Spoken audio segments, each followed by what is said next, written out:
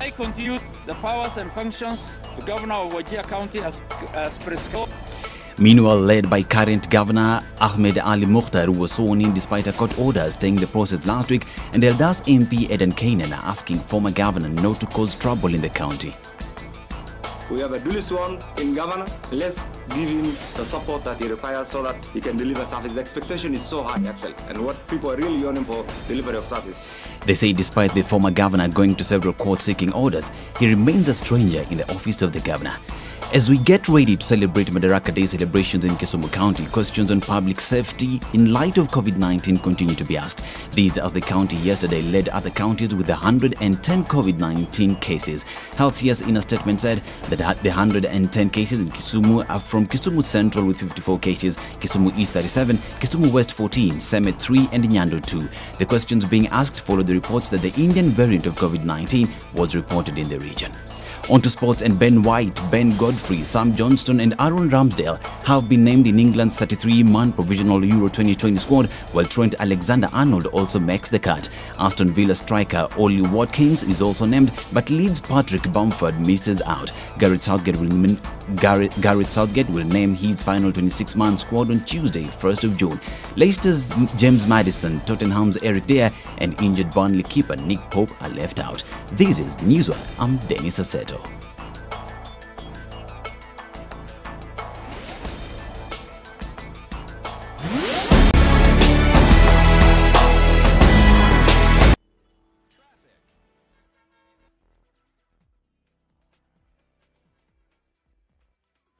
Okay, this Wednesday morning, looking at what traffic is looking at on our streets this morning, it's actually starting to build up some on Mombasa Road. Coming out then towards the roundabout at Nyayo Stadium, we have some traffic there, then heading towards Bagavi Way, that is via Langata Road. All right, outer ring towards JKIA, a truck has overturned at Feather this morning already, and it's slowing down traffic considerably. So if you're going in that direction and you don't need to, now is the time to find an alternate route. Okay, let's look at other parts of the city. Langata Road is already building up slowly, coming towards the city. You want to watch out for that. Thika Road, getting out towards the Pangani underpass and then out towards the Globe Cinema overpass, we see that traffic has built up already. So what are we watching out for this morning? North Airport Road going towards Outer Ring, and then also parts of Outer Ring just around JKIA. Mombasa Road, of course, is what we see in normal around Cabanas and then heading towards the General Motors area. Use the ICD route if you can early this morning, and then you will connect with the Southern Bypass if you go further along, and you'll be fine getting into the city centre. All right, we'll take a look in a short while what it looks like. Don't forget, you can get in touch. SpiceFM KE on Twitter. Text 40127. It's Wednesday. Let's keep things moving.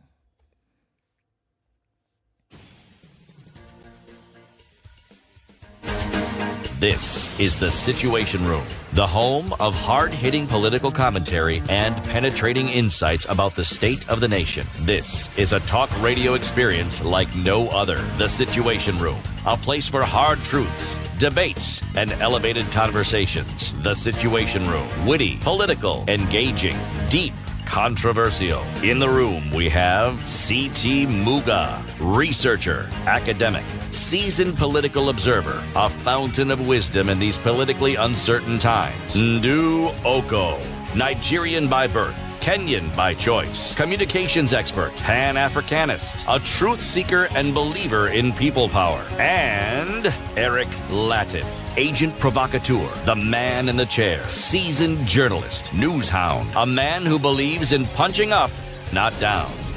This is The Situation Room, the only way to start. So today is Wednesday. It's the 26th of May, 2021, Wednesday, smack dab in the middle of the week. And here we are with you this morning. Good morning. CT Moga, good morning. Good morning, Ndu. Comment ça va? I'm very well, thank you. Ah, you see, you understand, CT. I just took a stab in the dark. I figured, since it's morning and you said good morning, I took the view that you're probably greeting me in this foreign language. So I responded in a language that is not so alien to me. Oh, good for you. But you're fine, Sha, Abi? I am very well, thank you Super for duper. asking. Well, The day has begun, and here we are bright and early. It's the Situation Room, and we are here with you. I'm sure some folks are tuning in this morning already early, and we thank you so much for joining us. And we're starting off the day talking about the important things that are going on in the country and around the world. Thought-provoking conversations is what we hope to have today. And we thank you for already tuning in. We can see those of you who've already started, and we'll talk to you in just a minute and say good morning to you. But just looking at what the day has in store for us, this was the week, CT, that, we were told it was going to be critical in terms of a political dispensation for Kenya. And if we were not able to pass this if we're not able to pass yet another litmus test that had been provided or presented, then we would have problems. So we've got to wait and see what that is all going to be. A lot of things going on, whether we are looking at the EACC now wanting to clamp down on governors, whether we are looking at what the Court of Appeal is going to say, whether we're looking at this tomfoolery that's happening with the Madaraka Day celebrations, where definitely thousands are looking like they're going to attend this event, or whether we're looking at Wajir governor and how he has decided that he is not leaving office. That and much more in the Situation Room this morning. But we're going to start off looking at what is happening with COVID-19 in numbers around the world, and what the United States has decided they want to do now. All right, 168,514,195. Those are the number of cases that we are looking at as concerns COVID globally. Almost 3.5 million deaths having been reported around the world. 33 million cases in the United States. India has increased by 2 million cases since Saturday. They continue to, rake in those high numbers. 16 million is what we see in Brazil. And France comes in fourth with 5 million cases, followed by Turkey with 5 million.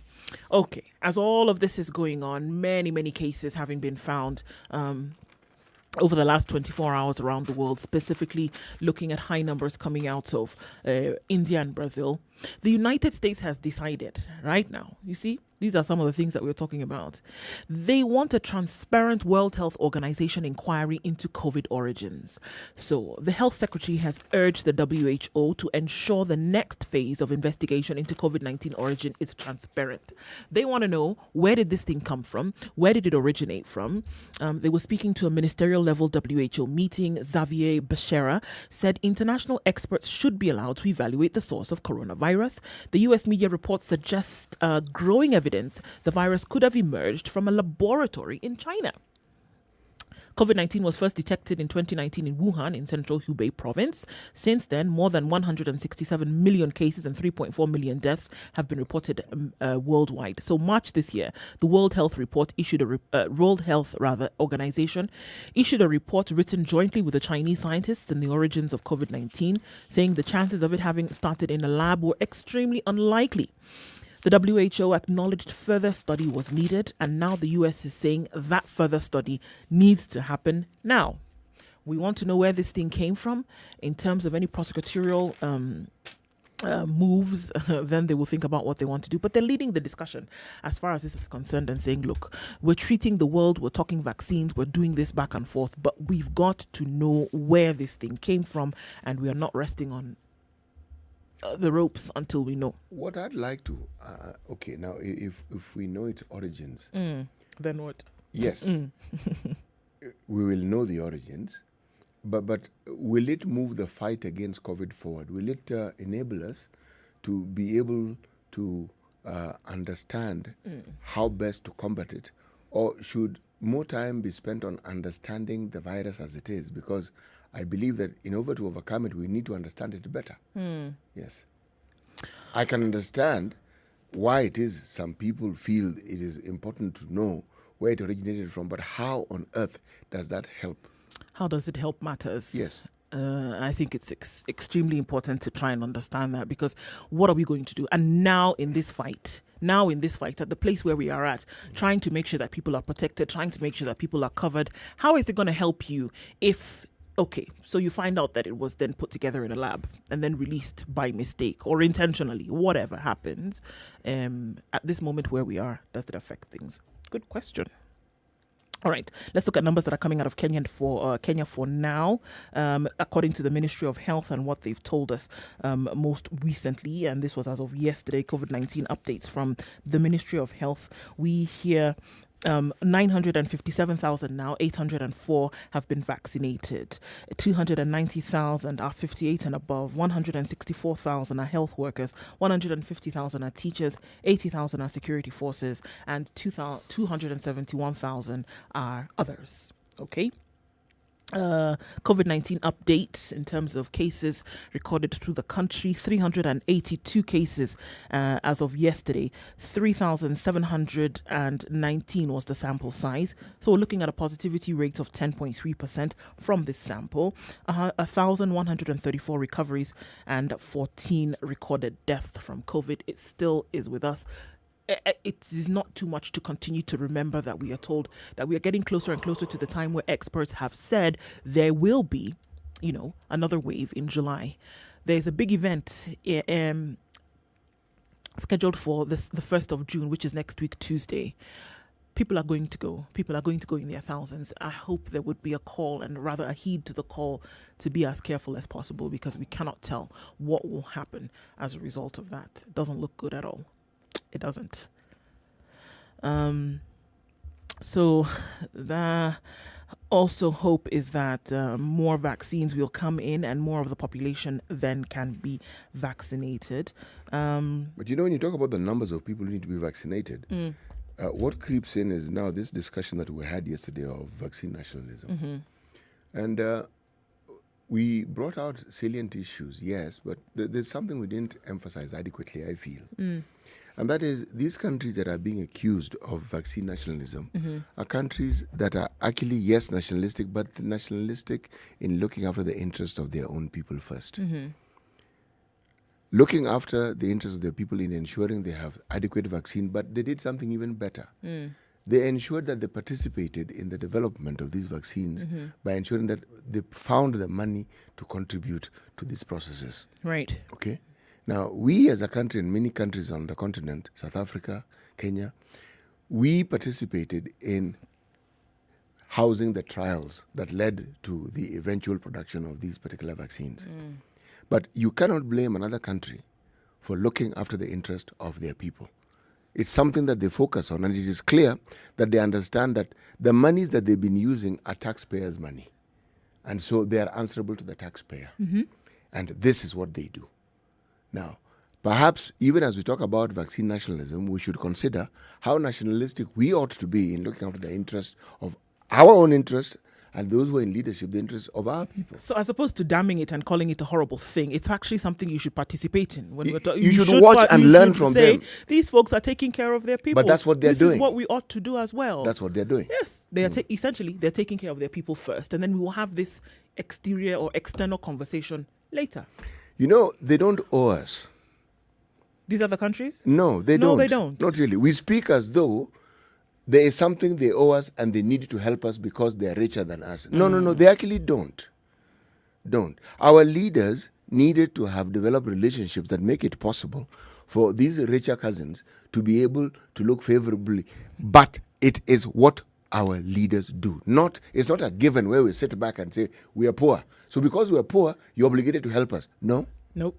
The obligation that is there with COVID is that unless everybody is vaccinated, nobody is safe. Exactly. Simple statement. And this was something that, and is something that the WHO Director General keeps repeating over and over and over again. That's it. And by virtue of the fact that the world and people move in the nature in which they do is why now you're urging more and more people to be vaccinated. And that's what you need to be focusing on and paying attention to.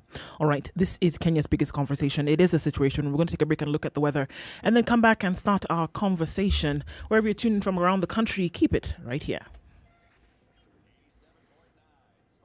87.9 Spice FM, Mombasa. 24/7 around the world, non-stop. This is Spice FM.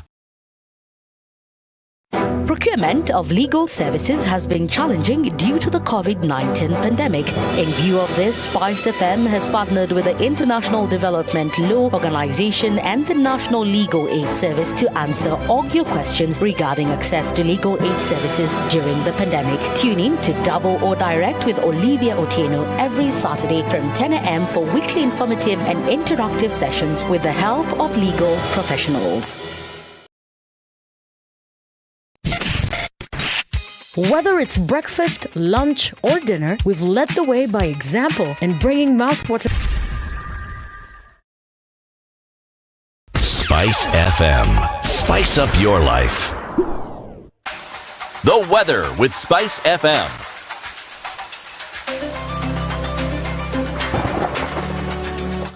All right, so we're looking at mostly clear conditions in this Nairobi morning at 14 degrees. It's going to go to highs of 23 today and lows of 13.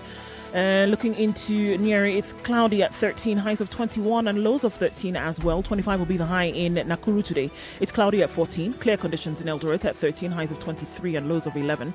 28 will be the high in Kisumu, where it's raining at 19. At 16 degrees, Kakamega is partly cloudy, highs of 27 and lows of 15. Mostly clear conditions in Mombasa.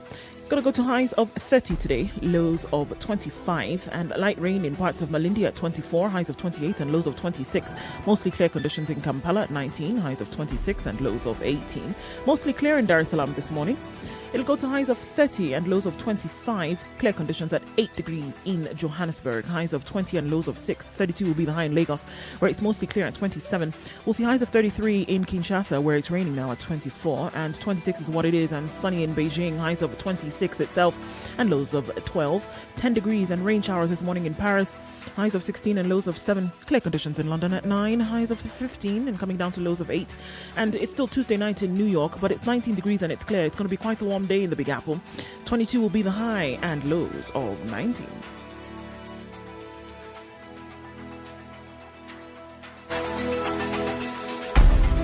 Mature, intelligent talk every morning. Spice up yourself.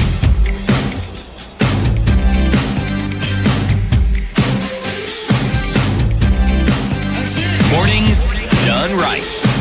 94.4 Spice FM, Nairobi. Wherever you're listening this morning, the live stream is up on Facebook, YouTube, and Twitter. SpiceFM KE is what it is, and thank you for joining us. Let's say hello to you really quickly before we get things going.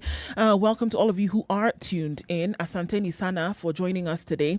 Ndroko and Siti Muga in the studio. All right. Gash says, it is important to know where COVID originated. You say, with my limited medical and epidemiological Thank you. Knowledge. I believe it's unlikely that an organism can survive and affect people across different geographies and climates in the same way. So, there's a problem here, and that needs to be looked at, according to what he says. Good morning to everybody who's tuned in this morning. Really glad to have you in the room. So we'll be saying hello to you in a short while. Beta Ashley, welcome this morning. And okay, so as you wake up, do join us. As we kick off the day, let's start with today's proverb, Siti Muga. Right. This one comes from Côte d'Ivoire. Hey, see? The community is called the Boaoule. Okay? When the head is present, the knee does not wear the hat. When the head is present, okay, yeah, the knee does not wear the hat. Okay, everybody has their roles, Abby. Yes. Everybody has their roles. Okay, so a lot's going on. What do you have on your headlines today? I see right front page of the Standard. Well, what we have is what you call chickens coming home to roost.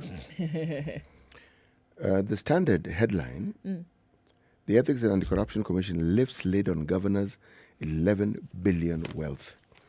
The Daily Business, I keep on Daily Business. Even the business dailies. Yes, okay. It also says the anti-corruption links 4 governors to 11 billion unexplained wealth.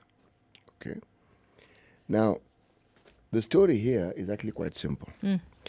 If I were to read what has been written, in the Standard. They say current and former county bosses battle court cases, even as Kidero eyes Homa Bay top seat in 2020. Nelol Kulal remains in office but under strict court terms, while Waititu and Sonko have been impeached. Okay? This is what the Business Daily says. The Ethics and Anti-Corruption Commission is linking 3 former governors and a sitting county boss to nearly half of the 25 billion wealth illegally acquired by public servants over the past 5 years. The Ethics and Anti-Corruption Commission said it targets to recover 11 billion from former county bosses Ferdinand Waititu, Kiambu, Sonko, Mike, Nairobi, Evans Kidero, Nairobi, and Moses Kasaine Lenol Kulal, who is the Samburu county head. High-impact investigations finalized include allegations of illegal and unexplained wealth against governors, these governors who have been mentioned. Now, this was read by the Ethics and Anti-Corruption Commission Chairman Eliud Wabukala. Okay? And this was on the online presentation that he made to the Senate Committee on Justice, Legal Affairs and Human Rights on Tuesday. It just struck me as you're talking about that, and then anybody whose name has already been stained, if your name has been mentioned in a corruption case, as a public servant, it's interesting that I use the word servant, but yes, as a public servant, then the question you want to ask is, why would you then present yourself again for public office? But they have been accused. They've been accused. They have not been found guilty. Sure, and but according to our laws, until proven guilty, you really are innocent. Sure, but even still with that, the questions that rise, and then there's the aroma of guilt that somehow is wafting about some individuals, and asking yourself, look, would you not rather then your name be cleared before you present cleared, regardless of whether a charge has been brought or just an allegation has been made? Clear your name before you then present yourself again to run for public seat. That argument is actually right in the arena when it comes to things like this. Well, that, my dear sister, falls into the realm of wishful thinking. We live in a country where people who have been accused in such a manner in the times gone by said they'd rather be dead. See? Than resign. This moral obligation that you think public servants ought to have doesn't exist. In our system, people need to be sacked. That's when they leave. Or jailed. Or impeached. Sacked, impeached. Yes, but to leave, resign. Leave of their own volition and say, okay, I'm going to leave this and drop it, and okay, let my name not have any of this attached to it. Good luck. My friend, that it's as rare as a giraffe with a horn. Giraffe have horns. They're little, you can't see them, but they have horns, CT. Yes. Those aren't horns, they're ears. No. Look, John, find me a picture of a giraffe. The giraffes have horns, the little things on top of them. Okay, I understand what you're trying to say, but okay. You call those little things horns? Well, horns. And then what do you call those things that you find in an elephant or a rhinoceros? Those are tusks. Those are horns. Oh, for crying out loud. I think you get my point. I got your point. Yes. Okay. All right. So just a note, our live stream on Facebook is not up. We're trying to resolve that issue. We'll be back as soon as we can. But on YouTube and Twitter is where we are. Live stream, YouTube and Twitter. On Facebook, not right now. Trying to resolve the issue that is causing us to be offline with that. So all of you who would normally listen to us on Facebook today, you can hop over to YouTube. We're also on Twitter. And we'll resolve that issue as soon as we can. All right. You can also subscribe to the YouTube channel, SpiceFM, to get the live stream daily as soon as it's up. All right. The president's basket of goodies for Ryla's base. That's what's on the front page of The Nation today. And looking at it on page 5, what it says is that... okay, just a second. Let me get to that page. All right. Nyanza leaders forge united front to receive Uhuru's bag of goodies. Excitement has gripped the Nyanza region. Can you feel it? It's palpable, CT. With the planned launch of multi-shillion billion projects implemented in the last 3 years following President Uhuru Kenyatta and ODM leader Raila Odinga's truce. Today, all Nyanza MPs are expected to meet in Nairobi to resolve their differences and forge a united position. The infrastructure projects, which will be commissioned by President Kenyatta to coincide with his visit to Kisumu during this year's Madaraka Day celebrations, are expected to improve the economic fortunes of the entire lake region. These include the refurbished Kisumu port, the 216-kilometer railway line from Nakuru, the Kisumu oil jetty, and the economic zone, which are expected to spur investments and create jobs. The president will unveil a new ship at the port's dry dock. Restoration of lake transport among the 3 East African countries is expected to revive the lost glory of some of the ancient towns along the lake and breathe new life into the region's blue economy. In Homa Bay County, for instance, towns like Kendu Bay, Homa Bay Town, and Mbita, which were once major business hubs connecting Nyanza, are expected to thrive again as feeder ports come alive. The commissioning of the projects is a climax of the president's numerous unofficial visits in the past 2 years to inspect progress. 8.7 billion shillings is what the total amount of money the government has pumped to revive Kisumu Port, the Kisumu Oil Jetty, and the Kisumu Railway Line. So they'll all be in Nairobi today. Say, let's come together, have a kumbaya moment. And then next week, on Tuesday, when the president pays a visit, all of these will be commissioned. It would seem as if it was done to kind of cement the truce between President Uhuru Kenyatta and opposition leader Raila Odinga. Yes. And I think these are good things.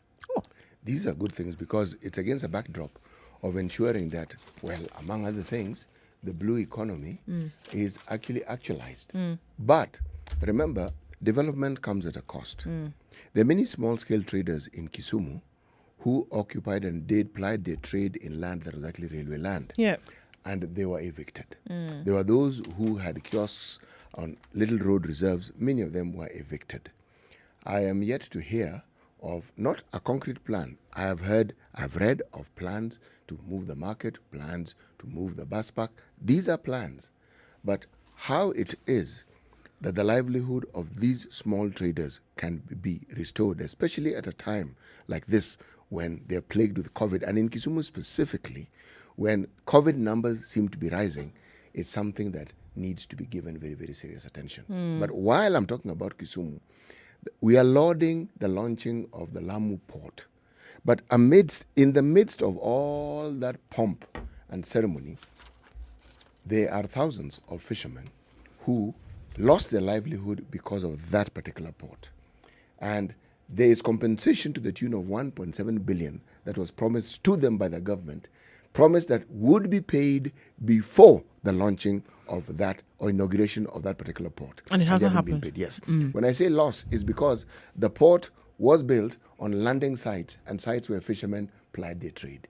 So once that was taken over, they were not able to do what they previously did. So it's a question of livelihood.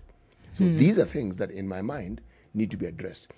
When you have development projects that are wonderful as these, it cannot be on the backs of suffering people, and it cannot be that people who had previously had a livelihood and no longer do. It cannot be that their plight is not being addressed. It must be addressed. Otherwise, you might as well take these projects and the benefit of those projects completely. You might as well toss them in the bin. You might as well forget about them because you are saying there'll be progress now and in the future, and yet people are suffering. No. It doesn't make sense. That arithmetic has to be done and the addition has to be correct. Yes. We're going to take a break, but before that, I'm going to tell you about Standard Jobs. And in this day and age, a lot of people are looking for jobs. Standard Media has come together, put together this platform where a lot of jobs are available on a daily basis. All you need to do is get onto standardmedia.co.ke/jobs and create an account for yourself, and then you can subscribe to job alerts and then see what is available on the platform and then make your application. There's also a spot for your CV to be kept so that job seekers can see this, and you also, job employers can see this, and you as a job seeker can continue applying for those jobs. And for you job seekers as well, you can see who is available for some of these. So some of these vacancies that we are seeing today: Chief Manager, Supply Chain Management at the Kenya Revenue Authority, Assistant Manager, Contact Center Operations, again at KRA, quite a number in terms of listings from KRA today. Head of Risk and Compliance at Save the Children, Global Digital News New Markets also at Save the Children, Front and Back End Engineer at Coco One Networks. So quite an offering today. Standardjobs.co.ke/jobs. Log in, create an account for yourself, and you can get on your way towards a successful job search.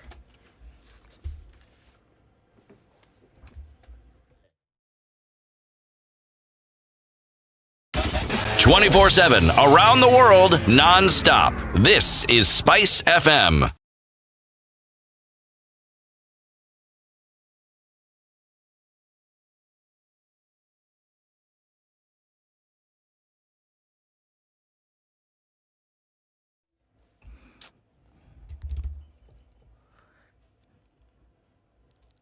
All right, so what are we looking at this morning on the roads? Already jam-packed on Mombasa Road. This is around Cabanas heading towards the General Motors. Again, guys, this road gets narrower and narrower by the day. Heads up, because you want to make sure that you're not getting into a spot that has been cordoned off. We've had too many accidents on the roads just because of this. Thika Road traffic already hot and heavy as far back as Safari Park Hotel, then going towards Survey. You can use the service lanes. They're going to help out quite some this morning. Then we're coming back to Mombasa Road and looking how we're getting then connecting to Langata Road and then out towards Bagavi Way. Coming off of Langata Road, it's also quite thick today. Outer Ring, North Airport Road, some traffic there because of a stalled truck, actually overturned vehicle, and so that has stopped movement, guys. All right, coming off of Jogo Road, going towards Landis via the City Stadium roundabout, also slow this morning and has already started to build up some in industrial area. Coming from Likoni, Lunga, and then connecting with the Likoni interchange on Mombasa Road. It's going to take some time as you then connect with the Southern Bypass. It already looks like a crazy morning, doesn't it? Well, let's keep an eye on things and see how they open up. Don't forget, we're here to help. SpiceFM KE on Twitter. Text 40127. We want to keep things moving. It's the middle of the week, and we must get through it in one piece.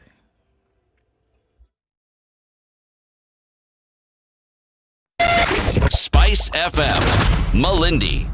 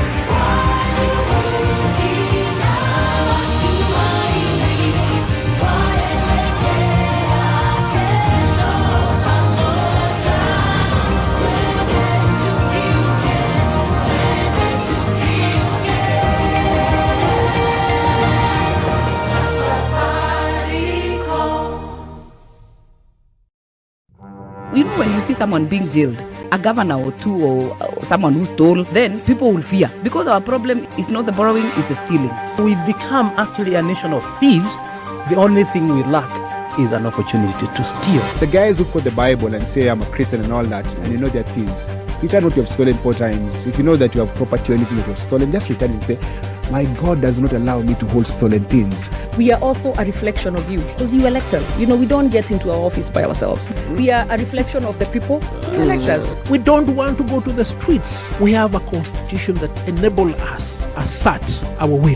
When the legislature are now being taken as hostage by the executive for whatever reason, we are now bound by what they want us to do. This is just outside the realms of reality. We have impunity written into the DNA of our political class. How old were you when you learned that Jeshi Lokop is Jeshi Lawokop? I can't say it very well. No, you to Jeshi Lokop. And everyone knows.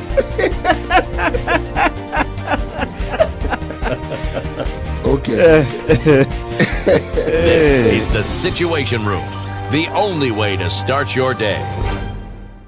Mature, intelligent talk every morning. Spice up yourself.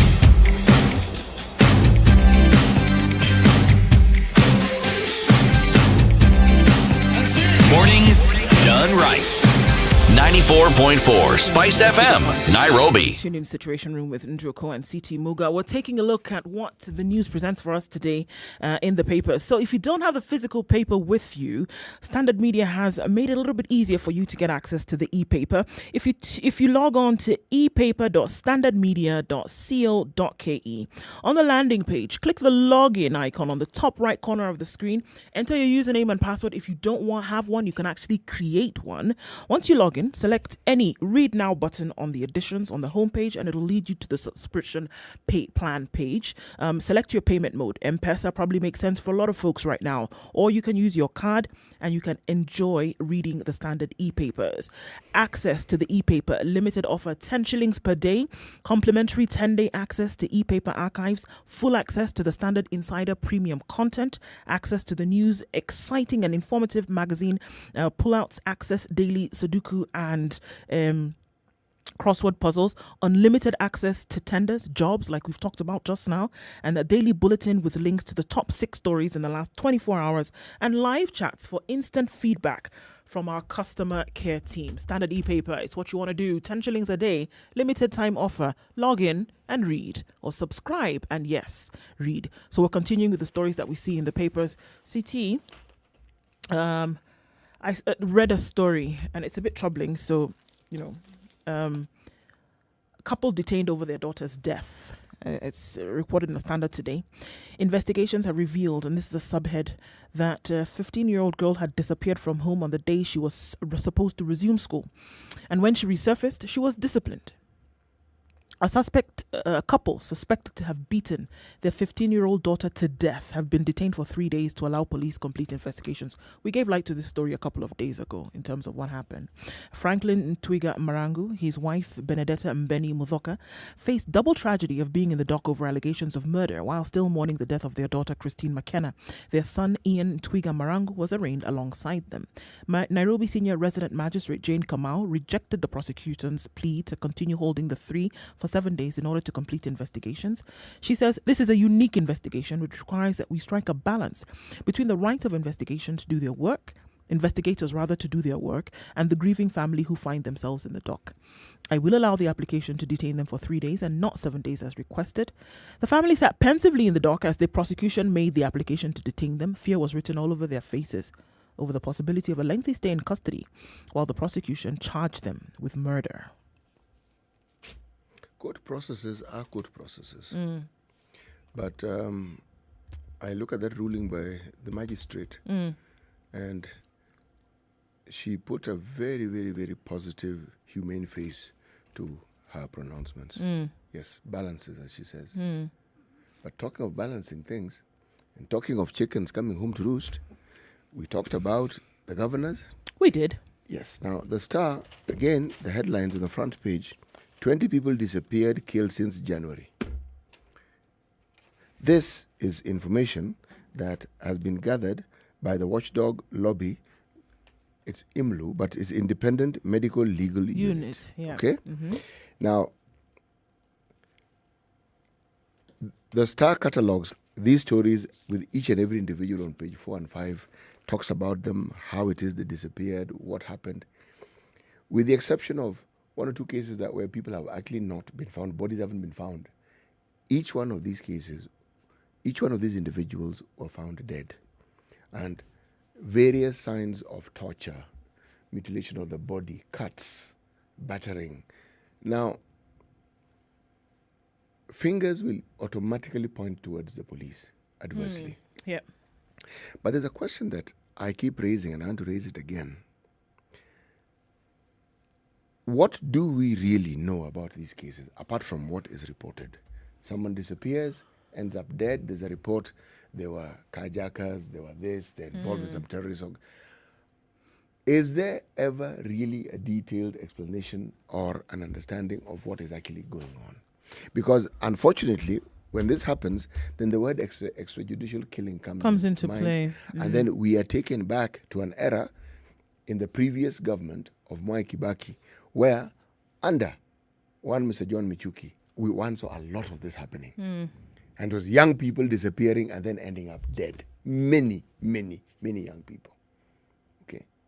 The question is, if indeed we have a system that knows how to root out people who are going against the law, okay, should it not be clear to us what it is? Should evidence also not be provided? For sure. I mean, in terms of who they were, you know, were there circumstances under which they had gone in a bad way? Were there investigations done later to say these are the circumstances under which these individuals died? Because as you say, right now, it will all be assumed that, you know, police got rid of somebody for whatever reason they decided, on a whim, whatever. And that's the first assumption. Where the problem arises is, if you were to listen to what those who claim to know say, they will say that, well, some of these people are were police informers. Mm-hmm. Some even allege that they worked in cahoots with policemen or police people. And some even allege that they were warned and cautioned. Some didn't heed to the caution. Some even allege that things had gone bad between them. The usual things of arrangements and business deals going south. Right. But again, do we equip our police force adequately to ensure that they carry out their duties well? Because if you're talking about police going rogue, this is where I'm going with my discussion. It's your pet peeve question. It is, because what is it that we have done to ensure that the police service are really adequately equipped? I'm talking about uniform, I'm talking about clothes, I'm talking about simple things like raincoats, umbrellas, trench coats, I'm talking about simple things like housing. You place a huge responsibility on this group of people. And then you want to point to a few individuals who have done something that is considered wrong or against the law. And we don't go into the background of asking the simple question, why would they tend to do this when they've taken an oath of office to actually maintain and protect that, people yes, from exactly. this kind of thing? Exactly. Should that not be the question that we ask? Because condemnation is easy. It's often not. It's actually never asked. It is easy. And then again, if all these young people, because these people are all young, if all these young people seem to be turning towards crime, should we also not ask the question, what is it that is happening that is making our young people turn to crime in such large numbers? Why are they being involved in activities that they know are harmful? What is it that is happening? It's a question that even deserves national dialogue because it is serious. Now, these are the things that are reported. What about the ones which are not reported? That's what I was going to say. And I mean, the morbidity in my mind is excused, of course. We said 20 people from January to May, and in my mind, that's a low number. Because if we were going to wait, it is a low number. Yeah, if we were going to wait until the end of the year, we'd probably see that number, go up by 10 or 20 even. If each and every case was actually genuinely reported, it would be much, much higher. Absolutely. And this is against a backdrop of family wrangles, family difficulties ending up in deaths. People committing suicide, people killing their loved ones. All this is in the same basket. The same basket. Yes. Something has gone wrong and it's continuing to go wrong and it isn't being addressed. No, it isn't. Because for it to continue, it's not being addressed. And every time it seems as though it's a report that is being made, the numbers are being racked up, and then, they become statistics. But it is an issue. And I think it's got to be beyond statistics. It's got to be that investigations are being done. Because these individuals who are numbers right now belong to somebody. They come from a unit. Somebody was looking for them at some time and has not been able to find them, and then they turn up dead. Movie watchers will be familiar with what we call mafia movies. Right. If you look at the history of illegal groups like the mafia, they rose to fill a gap when what was the government of the day in that particular place failed to provide the security and safety that people needed. So they provided that service at a fee and at a cost. Right. They'll do it for you. They will do it for you. And don't ask them how. And we've seen it happening in this country as well with similar groups. Okay. We're still looking at what's going on in the news. We're going to take a break now, come back and continue with that. And then in a while, we'll tell you about Home in a Happen and what Safaricom is doing for you. But for now, this is Kenya's biggest conversation. It is the Situation Room. This is the Situation Room, the only way to start your day. Spice up your life.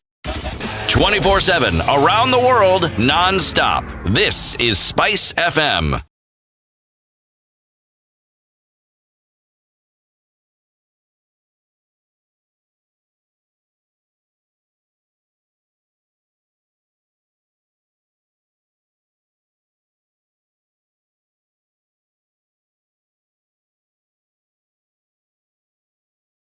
Spice FM.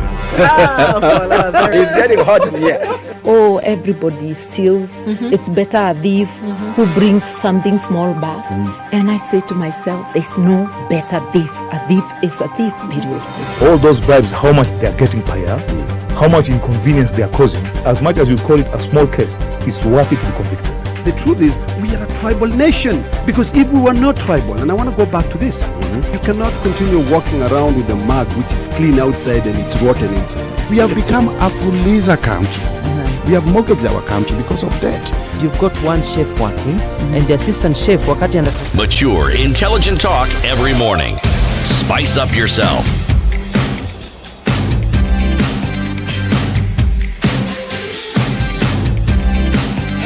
Mornings done right. 94.4 Spice FM, Nairobi. Okay, so Safaricom, we saw that announcement, is entering into Ethiopia. I think the second bid then is what was successful. Safaricom says it will start its operations in Ethiopia with telecommunication services after getting the nod to operate in the second most populous nation on the continent. The firm yesterday said the new license does not allow it to export its revolutionary money transfer platform M-Pesa just yet, but expressed hope that Addis would allow rollouts of the service at a later date. So the telco, which held back the brand name it will use in Ethiopia, revealed how it has structured its market entry strategy, currently in the hands of Ethio Telecom, a state-owned monopoly. Safaricom led the consortium that won the Ethiopian bid, an alliance that brought together its parent companies, United Kingdom's Vodafone and South Africa's Vodacom, which jointly own 40% stake in Safaricom, British Development Finance Agency CDC Group, and Japan's Sumitomo Corporation. The consortium paid $850 million, that's 91 billion shillings, for the license, beating MTN's offer of 600 million, which was at 64.8 billion, and was deemed too low by the Ethiopian Communications Authority. The license will be valid for an initial term of 15 years, with the right to apply to the Ethiopian Communications Authority for an additional 15. The consortium plans to invest $8.5 billion in infrastructure, among other areas, over the next 10 years. The investment is expected to create between 1 million and 1.5 million jobs. And the Safaricom chief says, this is regional expansion and it moves beyond being just a Kenyan company. So it seemed like second time was the charm and they're able to get this and in the bag. Kenyan company going into what was easily one of the most difficult countries to get into in terms of telecommunications because it was state-run, state-controlled, and state decisions. But now here we are, and it's a good thing, n'est-ce pas? It is a good thing.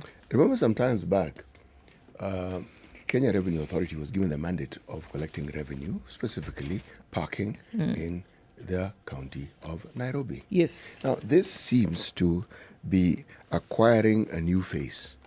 And the interesting thing is that what is reported as having been collected at the end of June 2020 is 1.55 billion shillings. But it's against a backdrop of people who previously worked for what was the Nairobi City Council, then worked for the Nairobi County government, people who are in the inspectorate, people who are supposed to be parking attendants. Right. Usually when you have an entity that is coming in, you're either redeployed or retrained to actually do the work that you're doing. But they are new. They aren't actually new. There are other individuals and groupings that are also involved in this parking. Remember, parking is a cash business. It is. Yes. And they're being referred to by the business daily as cartels. They determine whether you will park, but more importantly, whether your car will be towed or not. So what they do is this. Whether you've paid or not and your car has been targeted, it will be towed. And the understanding is that once the car is towed, you have to pay. For the towing, for the storage. And then for the release. Yeah. Oh, but of course. Yes. Yeah. And what is disturbing is that the parking fee and the process has been digitalized. So you get a message, you use a USSB number, but they've got to a point where even when you've parked in the CBD at some point, you still get messages to actually pay for parking, even when your car is not in the CBD. What am I saying? I'm saying that one would have assumed that this problem had been resolved, but the cartels are back and they're flourishing. Controlling matters. Yes, and they are sharing the revenues that the county government ought to be having. They're sharing it. Yes. Why is it such a mess? Because even with when the most recent governor rather, was there, it was that he had a hand in the cartels and that he was the one who was actually controlling the song and dance. He's no longer there. The cartels are still there, hot and heavy. It's still, maybe some would say, even stronger than it was before, and they're still controlling things. The governor found the cartels in existence. He's not the one who was going to then. No, he found them in existence. What may have been said of him is that it was alleged he introduced his own cartels. But what has been known for the longest time, that there is a loss of revenue to the tune of almost 500,000 shillings on a daily basis. I would argue it's actually on the lower side.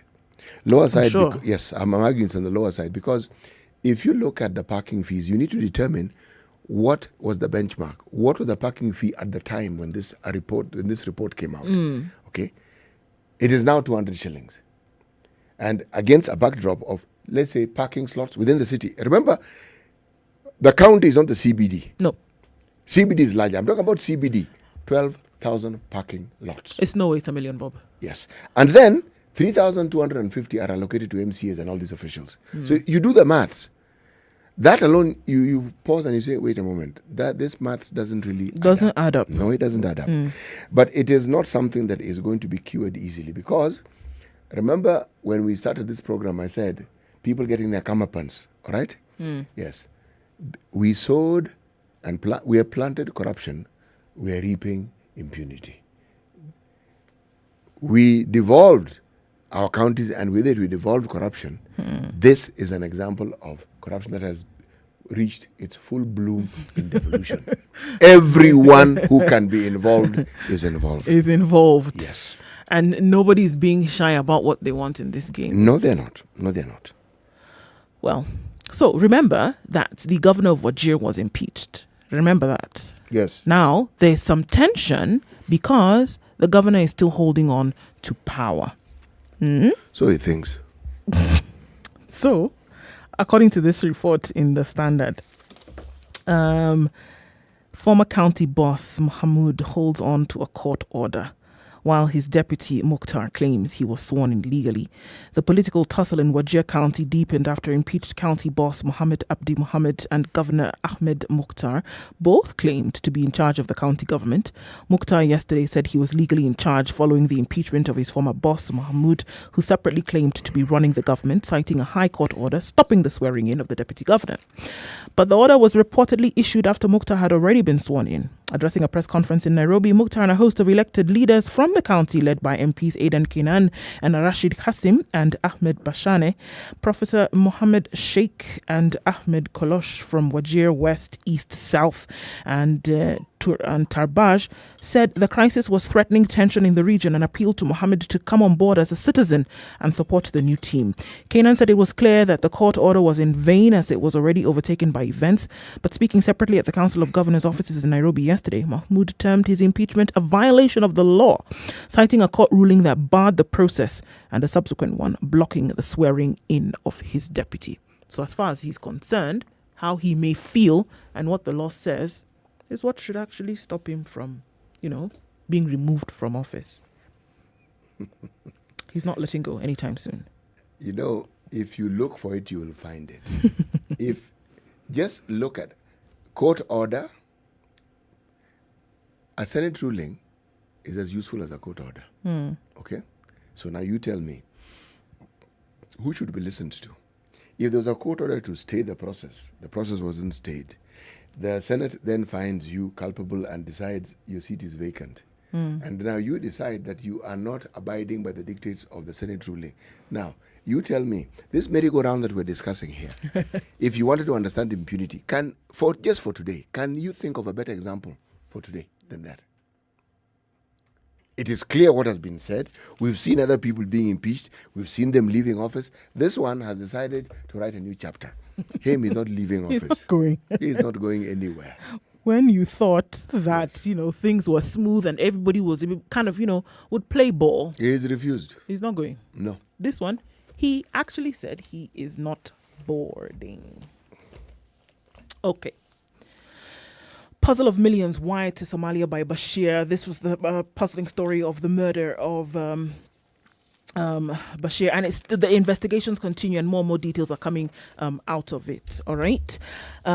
Slain Somali-American businessman Mohammed Bashir Mohammed transferred huge sums of money to Somalia to finance multiple real estate projects, a senior manager at one of his companies has said. Infinity Development Head of Operations Leonard Mahoha yesterday said the firm had been wiring millions of dollars to Mogadishu to fund government, private and United Nations projects. He was responding to media reports that quoted security intelligence sources linking Bashir's huge cash transfers to financing of terrorist groups in Somalia. Makoha listed Phase 2 of the United Nations Office for Project Services, funded court and prison complex in Mogadishu, valued at nearly 200 million shillings, and the renovation of the SOS Children's Village at 130 million shillings. Both projects are complete. So this is what he was saying the money was actually for. It would have seemed that they said he was doing something untoward. So, and unfortunately, this story ended in his death.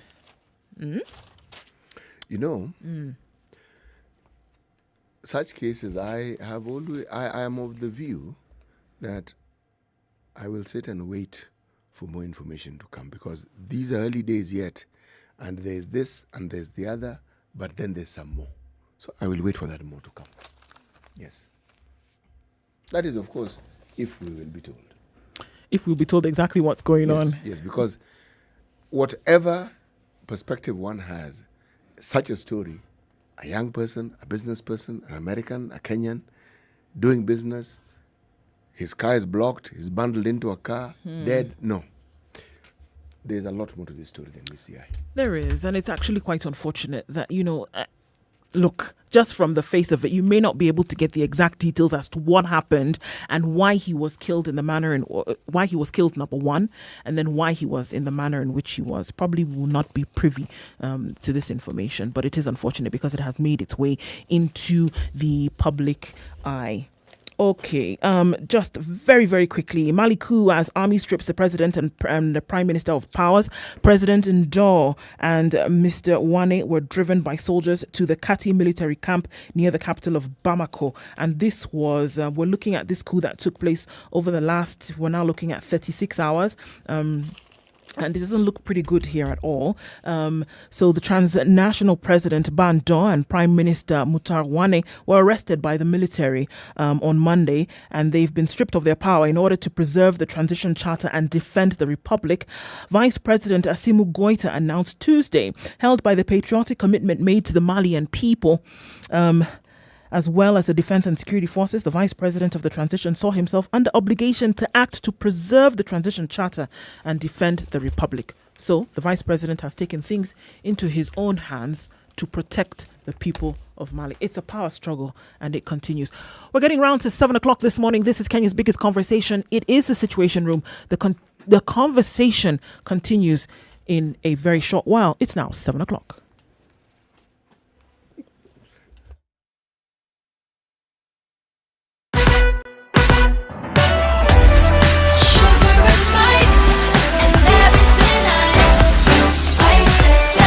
Spice up your life. The latest news from around the world. 94.4 Spice FM.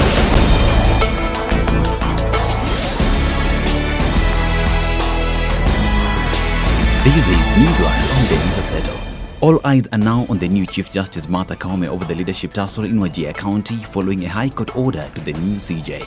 Meanwhile, newly sworn-in Governor Ali Mukhtar Ali is calling leaders from the county to in order, saying he is in office since the matter of impeached Governor Mohamed Abdi is in court. The issue now is with the CJ, the Chief Justice, who is to form a panel to listen to the cases or the issues he is raising. Until then, Wajir has a governor. There is no vacuum. On Monday, Meru High Court gave orders that an even bench be constituted by the Chief Justice to adjudicate on the matter. Judge Patrick Otieno of the High Court in Meru also directed that the court orders issued on May 18, 2021 remain in force. Embattled Nyandarua Speaker Ndegwa Wahome has vowed to stay his course as the Speaker. This is despite chaos that erupted at the county assembly that forced the police to lob tear gas to disperse the demonstrators. I will be back here, and those who are subjugating the law, those who are acting with the optimum impunity, they are going to pay for those sins. Accompanied by MCAs supporting him, they say Wahome, who has been impeached 3 times, is the leader they want as he is in the forefront fighting corruption. They want to beat up the speaker. So we insisted that we were going in. They refused to open the gates. Wamekataza sisi kuingia na wamekataza mpaka speaker preside over the boom. Meanwhile, another faction opposing him maintained that Wahome should stop the violence and wait for 2022 to seek for mandate from the electorate. When you don't have numbers, you look for all the means to prove that you were supposed to be in the house, but you did not manage to access the house. Anataka mandate ya wananchi wa Nyandarua. Nadhani uchaguzi hauko mbali sana. Angoja wakati wa uchaguzi aende asik mandate ya wananchi wa Nyandarua. Pay your parking fees if you don't want Kenya Revenue Authority behind your back. This is after taxman instructed parking attendants in Nairobi to photograph the registration numbers of vehicles whose owners failed to pay parking fees so that they can be monitored. KRA has taken the decision following an increase in motorists to avoid paying parking fees. The authority has also banned VIP stickers that are placed on various vehicles and instead introduced a digital VIP system with all VIP vehicles known as the Nairobi Revenue System. This comes as Kenyans have until Sunday to file their returns. 1,134 patients recovered from coronavirus, 875 from home-based and isolation care, while 259 were discharged from various health facilities countrywide. Total recoveries now stand at 115,813, of whom 84,228 are from home-based care and isolation, while 31,585 are from various health facilities countrywide. We, however, lost 14 people, all of them being lead deaths, pushing the cumulative fatalities to 3,087. And Gor Mahia assistant coach Sami Omolo says they are determined to be at the summit of the Kenya Premier League at the end of June to retain the CAF Champions League status. This is Newswire. I'm Dennis Aseto.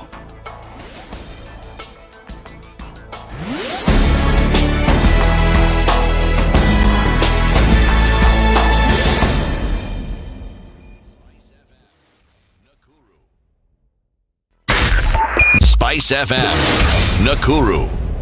Okay, so are you on Thika Road at KCA? If you're in a hurry, don't use the service lane or the lanes of Thika Road this morning. Just follow the buses on the main highway because traffic is actually hot and heavy this Wednesday morning, and you want to watch out for this, okay? Outer Ring towards Taj Mall next to Feather. Approach with caution because there is a truck there that is looking a bit doubtful in terms of whether it's going to make it in an upright position. So please be very careful. We've already seen one overturn on Outer Ring today, and we don't want to have a repeat of the same. Okay, getting towards the roundabout at Nyayo Stadium, you're going towards Langata Road and then out towards Bagathi. Just as a note of direction, if you're going to stick to Huru Highway, you'll probably get stuck in some traffic right at the roundabout of Bunyala. Coming in the opposite direction, remember, you can't do that. You must go round and then use the longer route to get back onto Mombasa Road. Coming off of Langata Road, it looks a little slow today. Folks have been getting off the Southern Bypass and then parking on Langata Road. You might want to rethink that traffic strategy this morning. We'll keep an eye on things though and see how they open up. Industrial area, not too sticky, but there has the potential to get just so. Let's keep an eye on things. Talk to us should you need to. SpiceFM KE is how you can get in touch on Twitter. Text on 40127.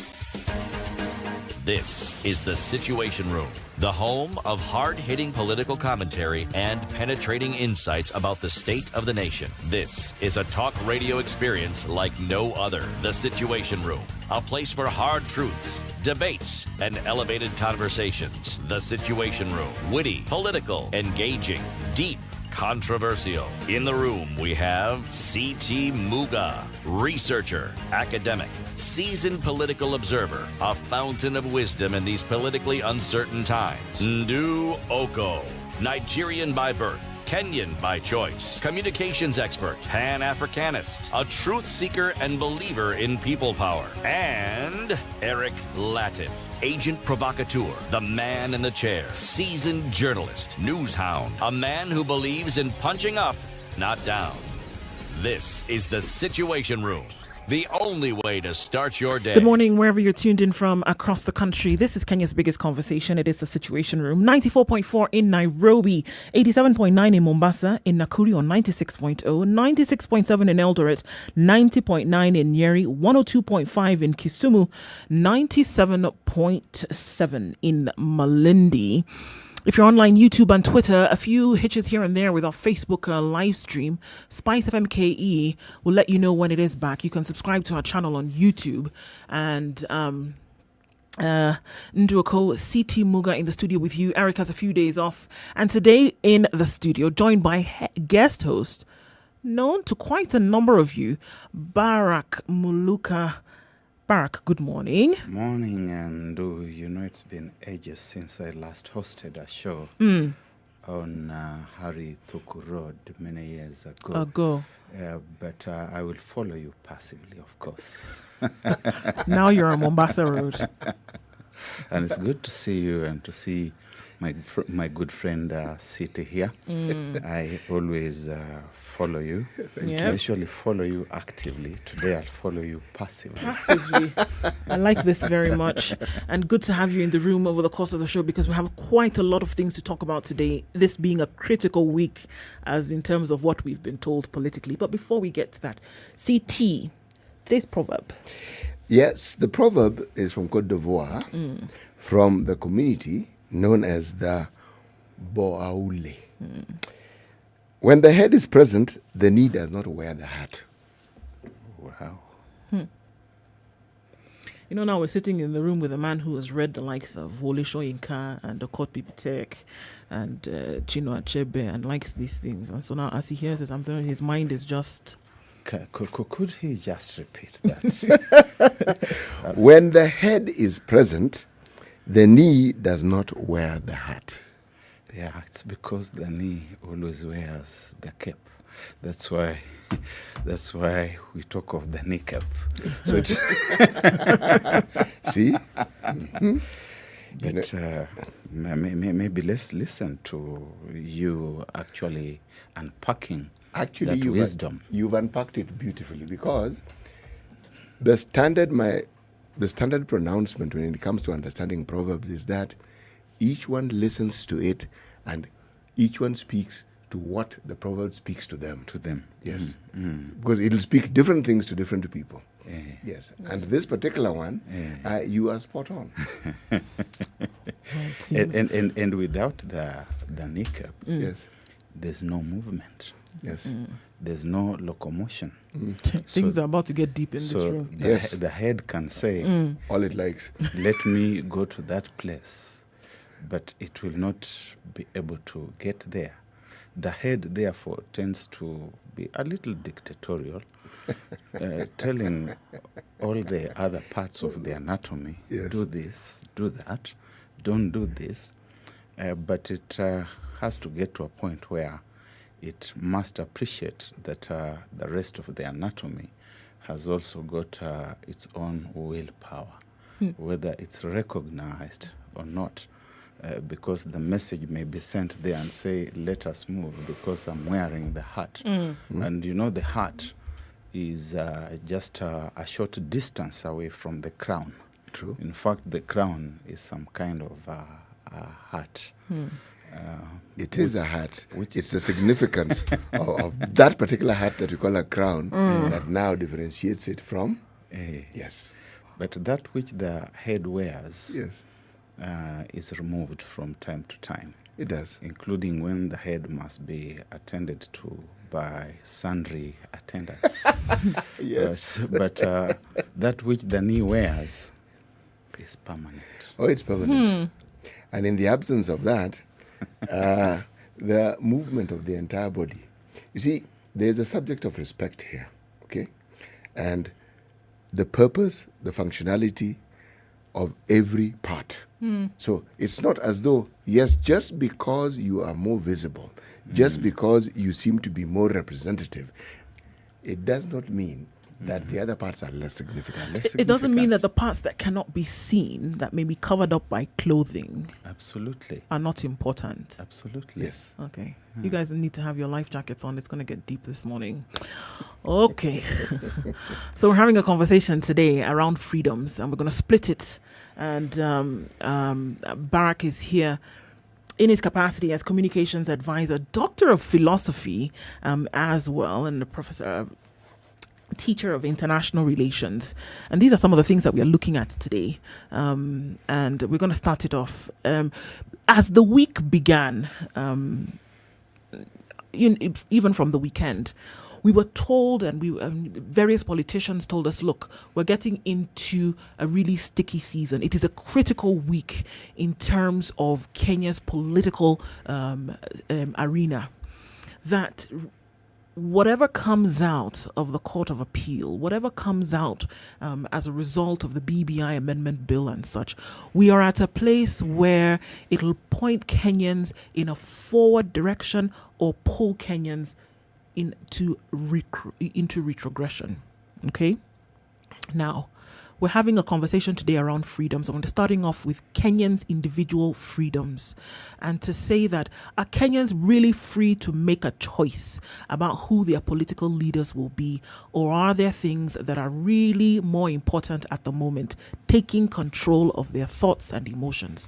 And it's saying that right now, Kenyans are being asked to make decisions, whether it is in referendum, whether it is in upcoming elections in 2022, Kenyans at the end of the day will be asked to make a decision. How much are we putting into that decision-making process when there are other things that are capturing the minds of Kenyans? Is it really possible to make a clear decision, clear distinction about who you want your leader to be when you have so many other things that are clouding and occupying your mind? From how will I eat today? How will I do my business today? How will I take care of my family? There are so many things that I am concerned about that it doesn't allow me the freedom to really think about and decide on who will govern me in the future.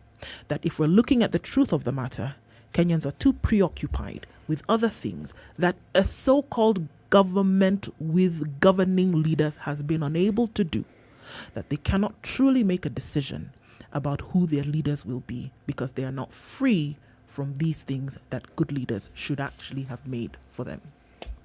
That's the premise from which we are starting this conversation today. Is that the true situation of where Kenyans are today? That don't ask me about because we always say, you know what?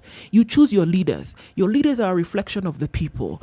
Don't blame your leaders if don't blame a bad leader, because you essentially are the ones who put them there. But were Kenyans making a decision from a place where all factors had been balanced? Would Kenyans choose the right leaders?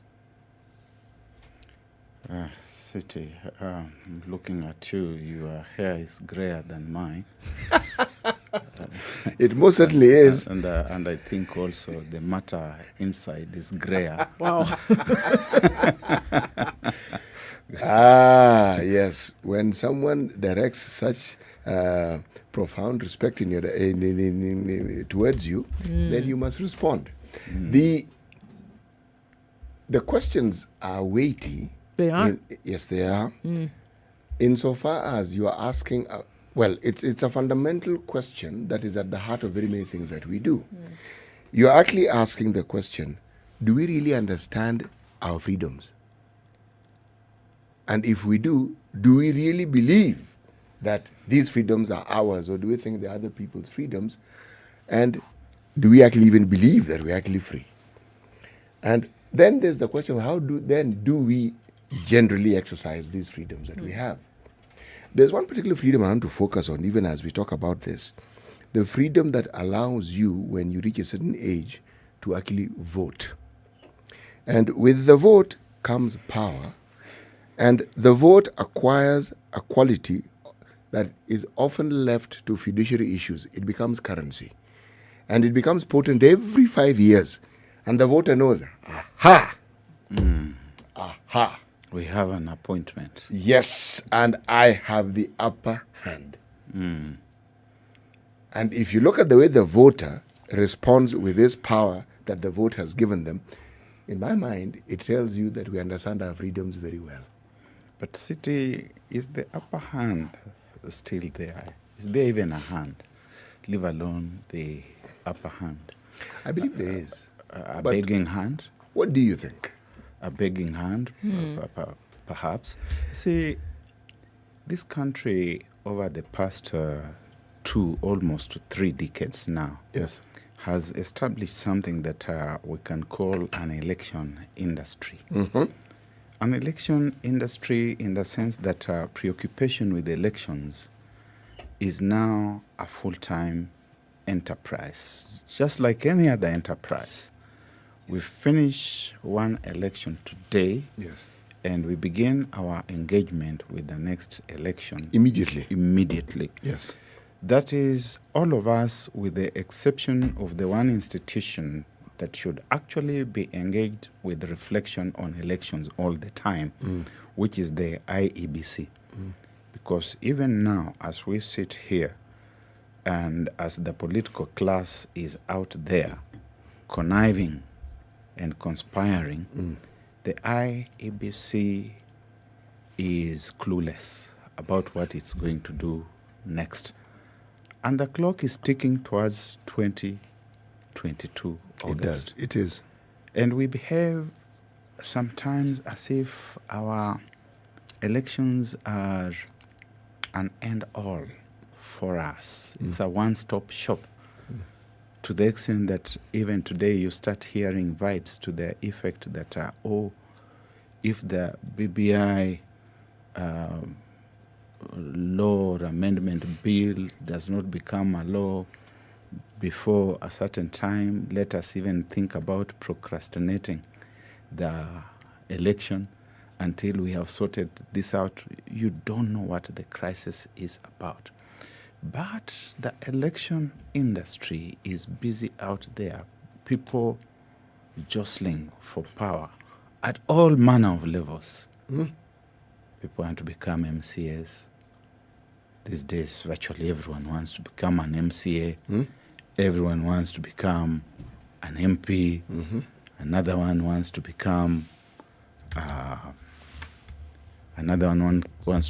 member of parliament. There are others who want to become governors, senators, but they are never telling you what they want you to become. After they have become all those things, you want to become president so that we can become what? Hakuna mtu anatuambia hiyo.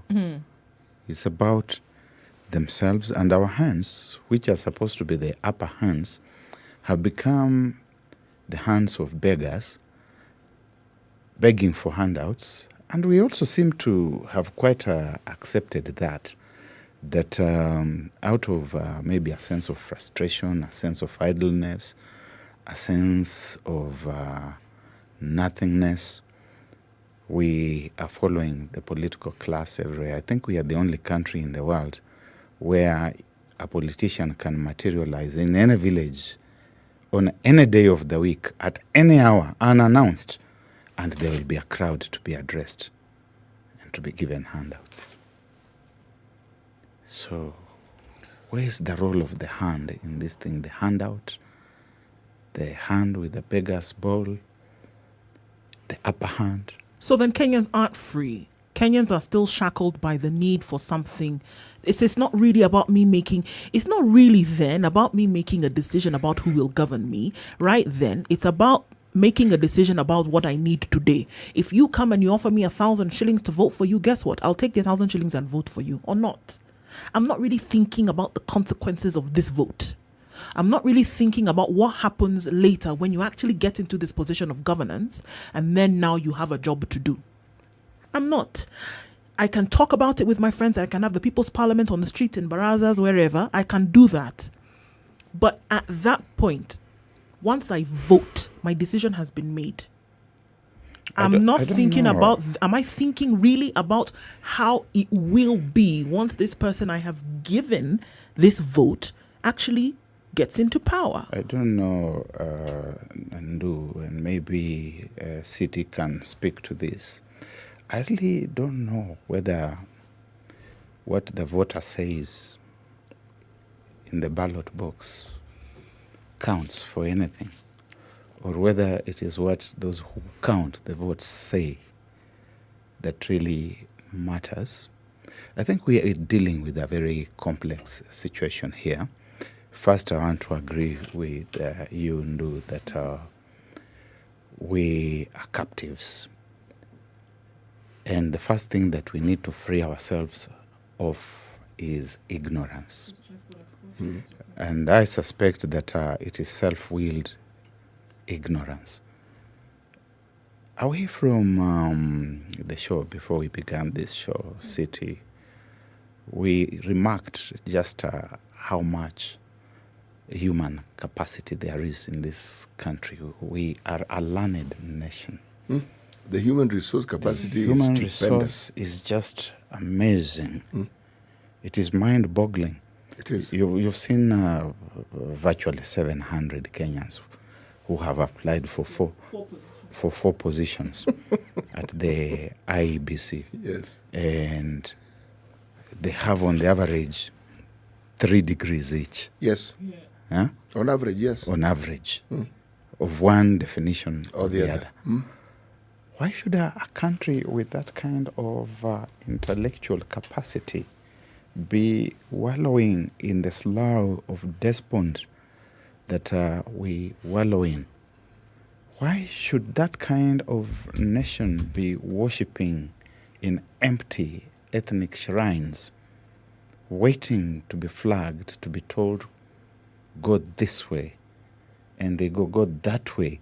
Why should that kind of country be a nation where an elected representative will stand on the sacrosanct floor of the House of Legislation and say that we follow City like cows? That from your upright, two-legged posture, which as a Christian gentleman I have read in the Bible, that God decided he would do it after his own image, that you have derogated yourself from that image, placed yourself on 4 legs, given yourself horns and a tail, and lost your capacity to speak. You can low and say, I will follow Barack like a cow. That is where our loss of freedom begins. You must start by freeing that kind of intellect, if it's freeable. Let me give you a perspective. The voting patterns and the scenario, amidst the scenario that you've just described, could also present itself as a voting public that have understood their political class well. The giving of handouts, the receiving of handouts, at some level is an indictment on the political process. It's like a statement of, we know full well you will do nothing for us. So we're going to take what we can get now. No matter how little, we are going to take it. But don't you see this still as some kind of prison, CT? Because it's cyclical in nature. That the person who comes today, if it comes from the same crop, I will still receive what I can get because it's what I can get now. I know very well that you will not be able to, or you will choose not to do anything about our current situation when you get into that position, right?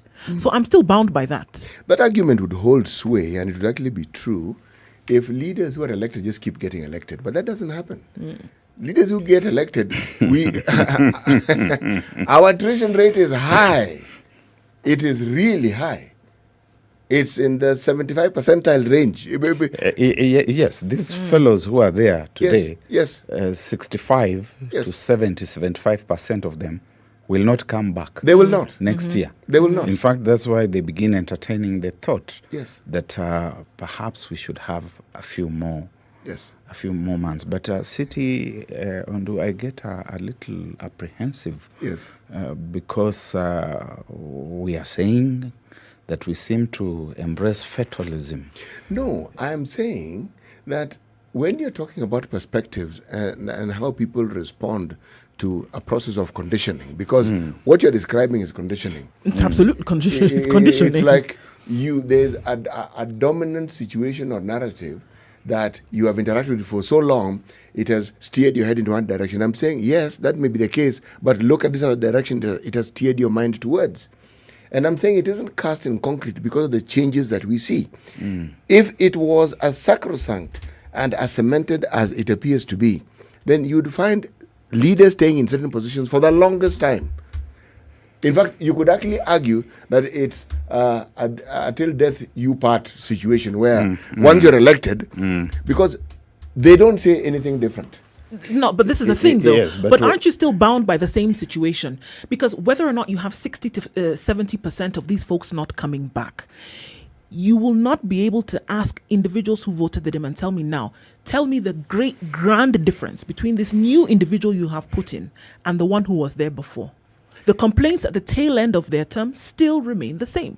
Yes. So whether it was this person today, you've changed it and put something else, it is a cry from the people asking for change. They are still bound by the same situation, whether it is city today or barrack tomorrow. But can't you see that there's a cry for change, but it's not coming. But they seek to bring about change. This is what you're saying. You're saying that they can't seem to get out of this quagmire, or that they're unable to get themselves out. I'm saying, but they are capable of getting themselves out of the quagmire. You're almost saying that they are incapable of actually thinking and determining what ought to be done. I'm saying they are capable of determining what it is that is actually good for them. No, I'm saying that yes, they're capable of thinking and knowing what is good for them, but there's all this other mess that takes up the mind for so long that you give attention at the time when it comes to the vote. But guess what? The remainder of your attention is bound by all these things that are not working, that this leader that you voted in is actually supposed to be fixing. So you give your vote and you basically forget about it until it's time again for you to give your vote. The person that I would focus my attention on is the political animal that is seeking the vote. Because this is the type of person who you ought to be careful about.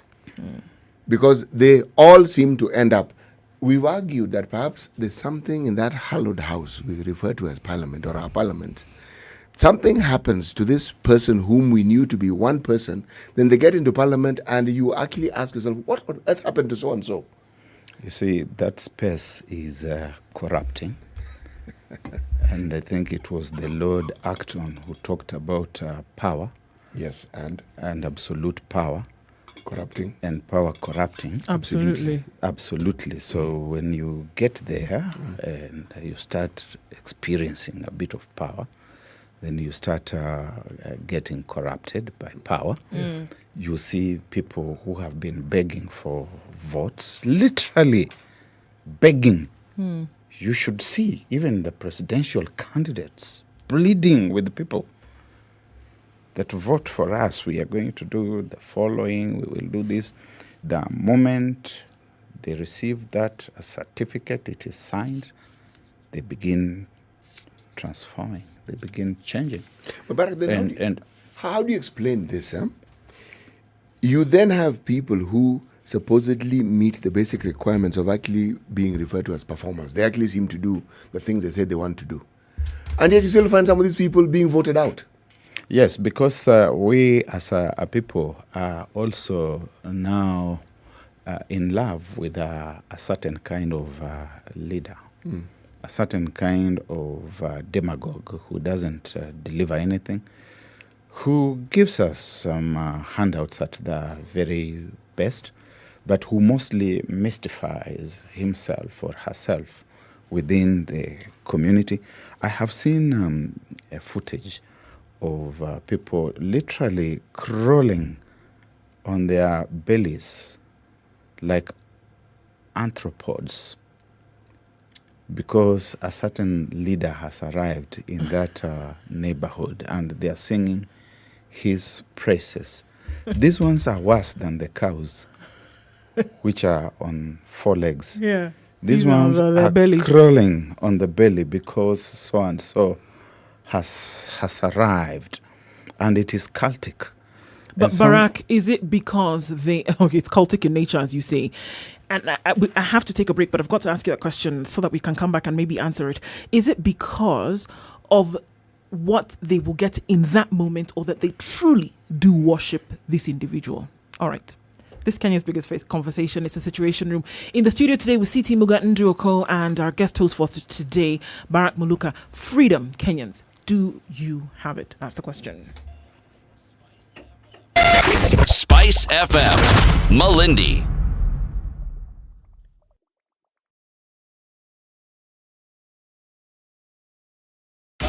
"24/7 around the world, non-stop. This is Spice FM.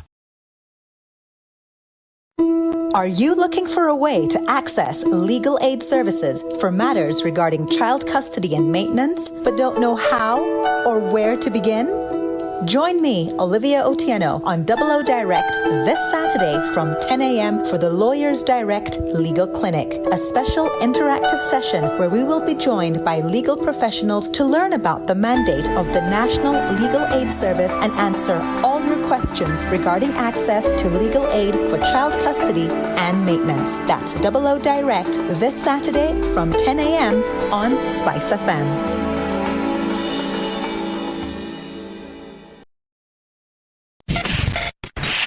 Whether it's breakfast, Classic soul, R&B, smooth jazz, neo soul, and nostalgic ballads. Make some noise. Yeah! You're listening to Spice FM. The weather with Spice FM.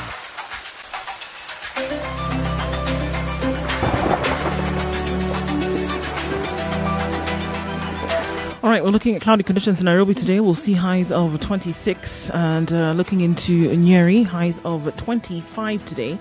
We'll see highs of 26 in Eldoret, partly cloudy conditions through the day. There's a chance of rain looking into Kakamega and Kisumu today, highs of 26 and 25 respectively.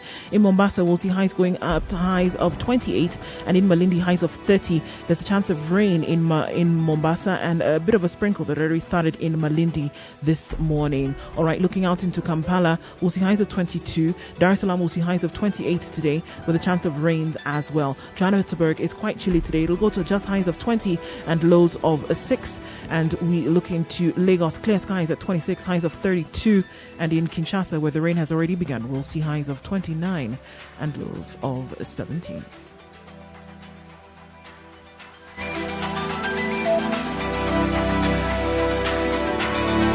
Classic soul, R&B, smooth jazz, neo soul, and nostalgic ballads. Make some noise. Yeah! You're listening to Spice FM.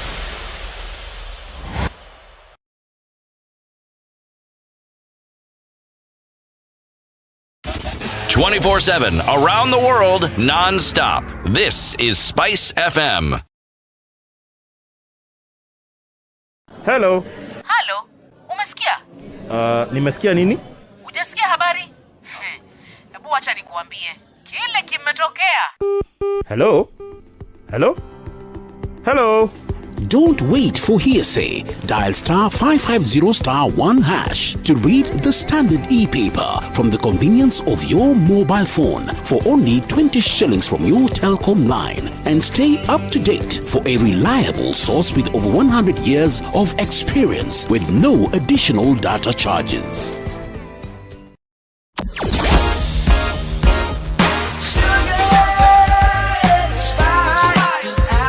Okay, continues to look a little bit crazy on Mombasa Road today, heading out towards Cabanas. It's bumper to bumper in both directions.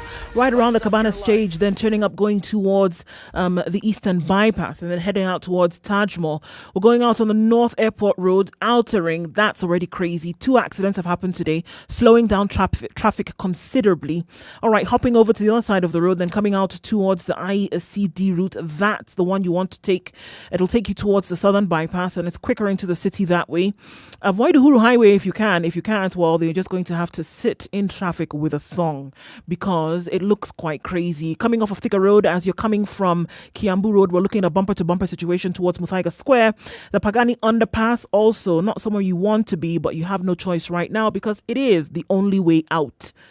Wangari Maathai Road will give you some reprieve though. Getting towards Westlands or going roundabout into the city, you can use that. Jogo Road is looking crazy all the way from Hamza through to the City Stadium roundabout onto Landis Road and then out to the CBD. All roads converge in the CBD today. Stick to the highways on Thika Road today. Avoid the service lanes, not looking pretty at all. The bypasses, however, are looking good, at least for now. Langata Road, it's another story, and we'll tell that story in a short while. SpiceFM KE, that's how you can get in touch on Twitter. Text on 40127. It's Wednesday, it's crazy, but above all, we want to keep things moving. Chilled Spice.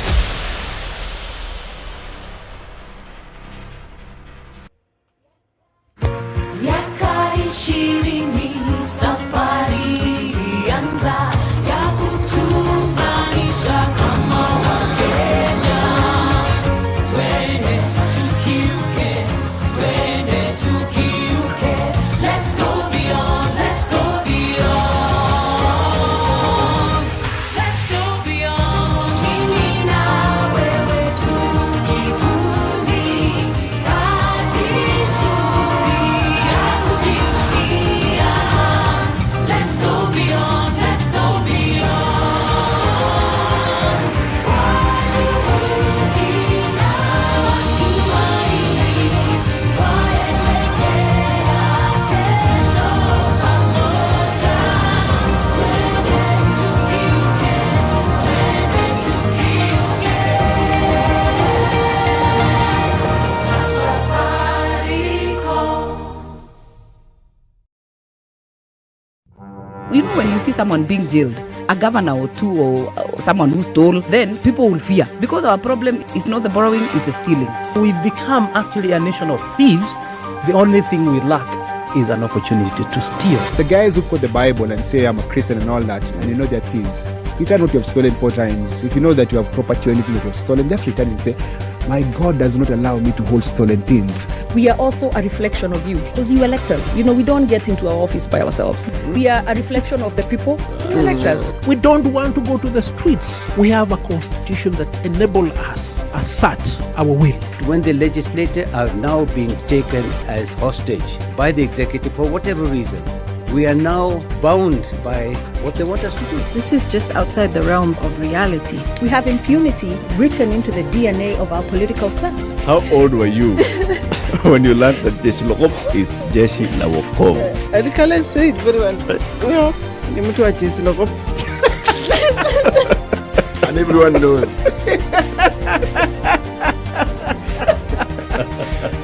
Okay. This is the Situation Room, the only way to start your day.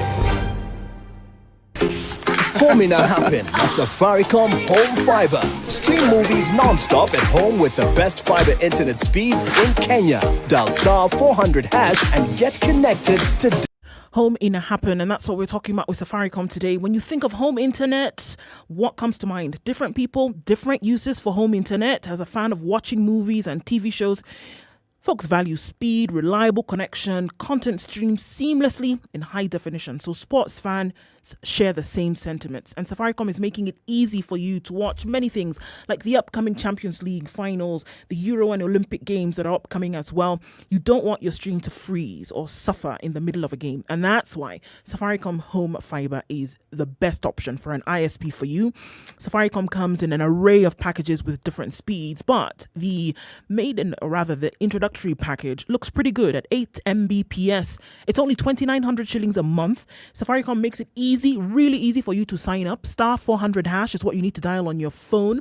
Select option 2, know what province you're in, and send specifically your estate, and Safaricom will come to you for 2,900 shillings in a month, hook you up, and you could be doing so many things at the same time at that price without having to move from the comfort of your home. And so with Safaricom Fiber, home in a happen. Homina happen na Safaricom Home Fiber. Stream movies non-stop at home with the best fiber internet speeds in Kenya. Dial star 400 hash and get connected today. Mature, intelligent talk every morning. Spice up yourself.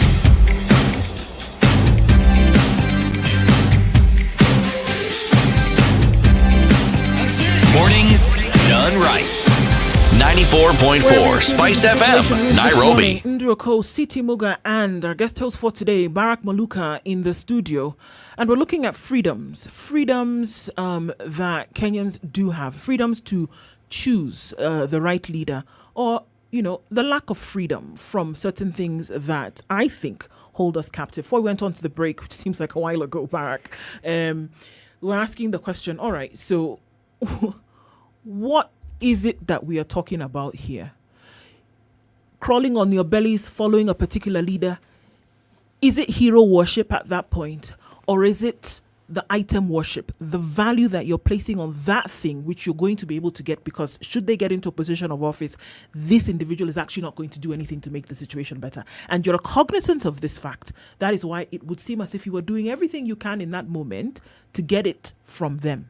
But after that, your allegiance is lacking. Are about trade-offs. Huh? Now, do for me, I do for you. It's something that you understand from infancy. A child knows if I cry, I'll get attention. And then we grow up to find... Or get fed. We find different ways. The attention, yes, we find different ways of doing this very, very same thing. Crawling is yet another example.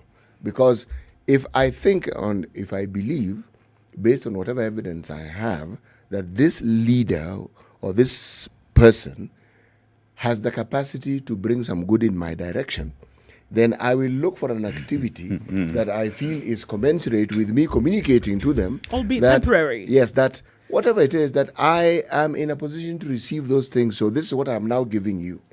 Some give allegiance, that's what they're giving. Some give activities such as the crawling that you are referring to. This is where now the tribal cocoons and the tribal groups that we talk about come in. Okay, I align myself with this particular group because then I feel that in this grouping I may be able to get some benefit. Now, to understand it, just look at the backlash that has been represented by supposed renegade individuals in central Kenya and the president. Because it's like the trade-off was we vote for you so that certain things can happen. You sort us out. Look. Yeah, yes, so that your position is of benefit to us. If we don't see it, then you will see a different kind of response. But I think I agree with that. With the rider, that there are a variety of levels at which we look at this whole thing. For a massive majority, there's actually nothing. Because even when we talk about the handouts, how many people can receive a handout? And how much is it? It's a minority. And how much is it? It's a minority. There's a certain kind of difficult to understand catharsis, a certain feeling of relief by association. That when I'm associated with such and such a formation, then we have got it. And it's a very Kenyan thing, perhaps even a very African thing. I have seen and sometimes sat and wondered when I see young men who should be playing football in this country seated somewhere, getting themselves intoxicated through administering upon themselves all manner of intoxicants. And they are watching fellow young people, young men from elsewhere, running on the pitch for 90 minutes and identifying themselves with those people, saying, we support this one, you support that one, we have beaten you, and next time we will beat you. And without seeming to realize that at the end of the 90-minute season, the fellows they have been cheering are walking away with millions of dollars, not of Kenya shillings, dollars. of dollars. And none of that will trickle to you. In fact, you start even contributing to it through gaming and gambling. But feeling fulfilled, catharsis, the catharsis of feeling that Kenyatta has won, that Ruto has won, that Odinga has won, that Mudavadi has won, without asking what is coming to it. And you talk about leadership. For me to recognize you as a leader, there are two things. First, like the utilitarians were saying, fellows like John Stuart Mill, Jeremy Bentham, and others, John Mill, James Mill. You are my leader by virtue of the fact that I'm around, I'm within that space, and you are the leader. So you have got my unexpressed consent. My consent to be led by you is that I'm in that space, and you are the leader. But you do not have my expressed consent. You have my tacit consent. But my expressed consent you don't have. So there are a lot of people whom I recognize as leaders because the law requires that I must recognize them as my leaders. They occupy positions of leadership, and I recognize those positions of leadership, but I don't accept them as my leaders. Because to accept you as my leader means that we have an agenda, a common agenda which is clearly defined. Together. And you are walking me towards that agenda. Just today, the whole world is concerned about the pandemic. And in this country, you do not know what comes first, whether right now we should be addressing the pandemic, whether we should be addressing food, whether we should be addressing security.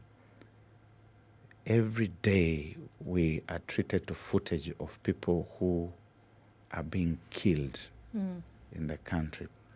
The premium of life, the life of a citizen of this country, counts for nothing. And we are now used to watching on the screen every day about who has a child who has just been found in a hospital dead.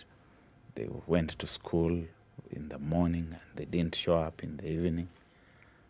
A kid who has been knifed by another one, a husband who has chopped off the wife's head, colleagues who seem to have murdered another one, a tycoon who has disappeared and has been found in a gunny bag somewhere on the bank of a river in one direction of the country, a car, remains of which have been discovered elsewhere and which have, as mysteriously as they arrived in that place, disappeared, and it is normal. I cannot accept that the people who, for the time being, in charge are my leaders. I recognize them, but to recognize you and to accept you, for me as a student of political science, language and linguistics, are two different things. So are these people our leaders? I don't think so. Leaders into darkness and damnation cannot be my leaders. But Barak, ask yourself this question. If the decisions that they make influence your life, much as you may not accept them, yes, does that still not make them leaders? That is why I cited John Stuart Mill about leadership, about sovereignty, and about subjection to that leader and subjection to the person who ostensibly exercises that sovereignty on behalf of all of us. Stuart Mill was very clear. He said there is consent. We are led by these people because we give them consent. And this consent can be expressed like the one that is assumed to be given at the ballot, or it can be tacit. By just being around, even if you are a foreigner, just being passing, present, just passing through the country for the next 24 hours, you recognize this leadership. But it doesn't mean that you accept it. That is why we try to substitute it. We say that at the end of 5 years, we want to remove these fellows. We recognize them, but we must remove them because we do not accept them. So then it has been then if that is the case, Barack, then it has been a constant struggle to find a leader then that you would go from the point of recognition to acceptance. So could you then say, if we're looking at the freedoms that Kenyans have to make a choice, and if we're looking at the freedoms that Kenyans look for, freedom from, because there's a freedom to, right? And there's a freedom from. Right? So now if you're accepting a leader, it is the one who is going to present you with these freedoms from these other things that take up your mind. Freedom from having to look for They actually food. don't present Freedom you from with any of those things. What they do is present you with a perspective that they are able to provide it for you. But so now this is what I'm saying, that there will only come a time of acceptance of leaders when those things have been presented in a manner that is feasible. Yes, and that thing which I'm looking for, put very loosely, is what is called democracy. And democracy is not just about going to the ballot and casting your ballot and the ballot papers being counted, being tallied, and the result being announced without stealing the election that City Muga has won. That is just part of it. Even how the whole thing has been conducted is just part of it. Part of it. Democracy is about the governance, the access to opportunities that during your tenure, your 5-year tenure, I have got as good access to opportunities in the country as everyone else. There's that democratic access. If some mysterious character from somewhere is going to walk to KEMSA and walk away with a tender worth a couple of billion shillings, when there are other people who could compete in a transparent manner for that opportunity, there's no democratic access to that process, to that entity. If development is going to be skewed, as City says, that we think in Central some people are rebelling because what they expected has not come. If that development, access to health, access to education, access to freedom from hunger, freedom from disease, freedom from ignorance, if access to those things is lopsided, then we cannot talk about democracy. If we have got in charge people who are serial breakers of the law, serial breachers of court orders, that cannot be democracy. They cannot be my leaders because I do not accept that court orders should be defied. I'm not enjoined with you in that kind of thinking, in that kind of mentality. I'm not enjoined in you in thinking that might makes right, because this might that you are exercising is borrowed. And to the extent that you are now breaching the law, you have become a usurper of power because you are exercising powers that do not belong to you. And freedom for me means, among other things, being freed from individuals like yourself. You know, one of the things about political leadership and the currency therein is that the role they seem to provide, and hence the demagogy that you speak of, the crowds following, is this. There's a certain psychological need that the mwananchi or the voter has, and that psychological need is actually met. And unfortunately, with human beings, psychological needs often trump physical needs. And when somebody is psychologically satisfied, they will temporarily forget the physical needs that they may require. And that is why when you talked about football, for instance, the fans in football, what really are you getting? There's a satisfaction. Catharsis. Yes. Temporary runaway from the real Escapism. issues, escapism from the real issues that you should be paying attention to, that you would hope that. So it's this thing that you can look at. So it's a temporary runaway from the other issues that you essentially have to go back to. Because guess what? The person who is on the pitch, they've earned their dime and they're done and they're going. They've entertained you and they're done. But here you are then having to go back to the reality of what you face after you finish watching the football match. And I think that's what happens all the time.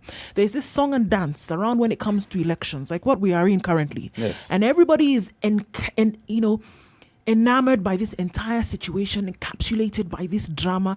Then, there's a little bit of money that's handed out here and there. You're enjoying it. You cast your vote and they all walk away and you go back to the realities of your life.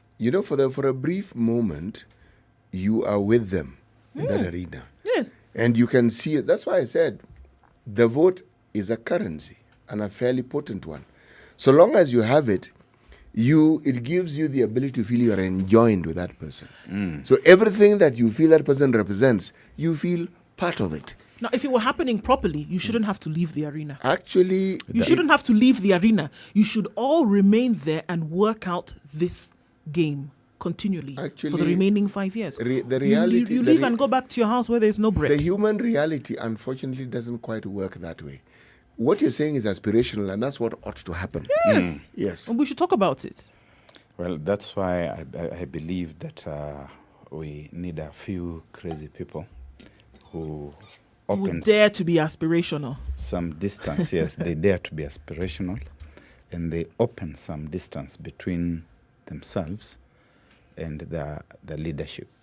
A certain, if you want, even aristocratic distance between yourself and the aristocracy. Yeah, because it is a lost, self-serving aristocracy that does not address the needs of the populace. We must ask ourselves, why do we have people in those positions in the first place? And it does appear like they are there essentially just to gratify themselves. Indeed, when the chief sovereign has arrived in the seat of sovereignty, in our case we haven't had she. I do hope that the day is not too far when we will say she. But when the chief sovereign arrives there, he starts looking around for cronies, not people who are necessarily competent to deliver the services and the goods that the office is supposed to deliver to the citizens. It is someone who is there to also eat. We are the originators of the expression. It is our turn to eat. And therefore, the state that we have, I said this someday, and some young people who should have taken me very seriously were instead mesmerized and they kind of just enjoyed the fun of the expression Prebendalism. Okay, can we open up that word, because we're going to have to go to a break. We're coming around to 8 o'clock. The conversation continues shortly.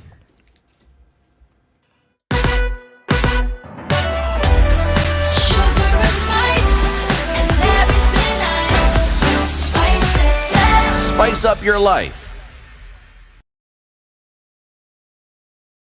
The latest news from around the world. 94.4 Spice FM.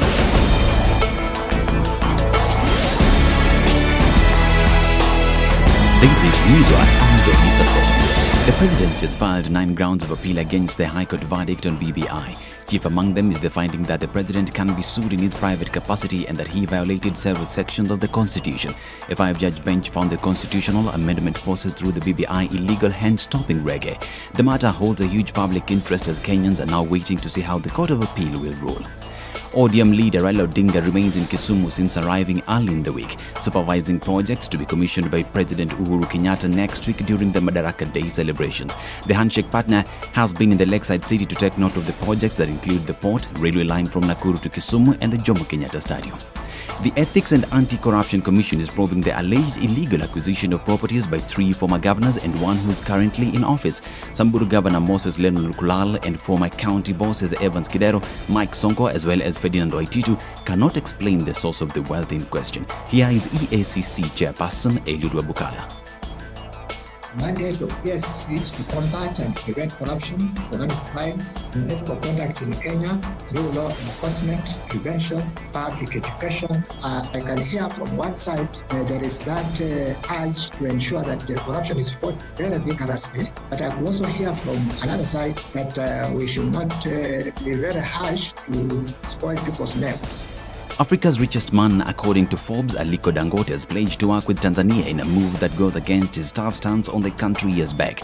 The Nigerian visited President Samia Suluhu, where they held discussions on working together with the business magnate showing interest in investing in Tanzania. But I also congratulate her with these swift changes that she's doing here in Tanzania, and also to reassure her that we will continue to invest. During a speech to Tanzanians, it will be remembered that President Suluhu announced new changes that will see improvement of policies, especially touching on foreign investment. Nchi yetu imekuwa ikilalamikiwa kwa kutokuwa na mazingira mazuri ya biashara na uwekezaji, ikiwemo kutokuwa na sera zinazotabirika, utaratibu wa kodi usio na utulivu, urasimu mwingi katika kutoa huduma kwa wawekezaji na matatizo mengine yanayoathiri ustawi wa biashara na uwekezaji. Hivyo basi, serikali ya awamu ya 6 inakusudia kufanya maboresho makubwa kwenye eneo hilo. On to sports, and Gor Mahia assistant coach Sami Omolo says they are determined to be at the summit of the Kenyan Premier League at the end of June to retain their CAF Champions League status. Although the league will not have fully culminated, Football Kenya Federation will hand the sole Championship League ticket to the table-topping team by June 30th, the deadline set by CAF for member associations to submit their representatives. However, with the current standings, Omolo says the race for the number 1 ticket will be more challenging to secure than the previous seasons, as just a month away, Gor are still number 6. This is Newswire. I'm Dennis Aseto.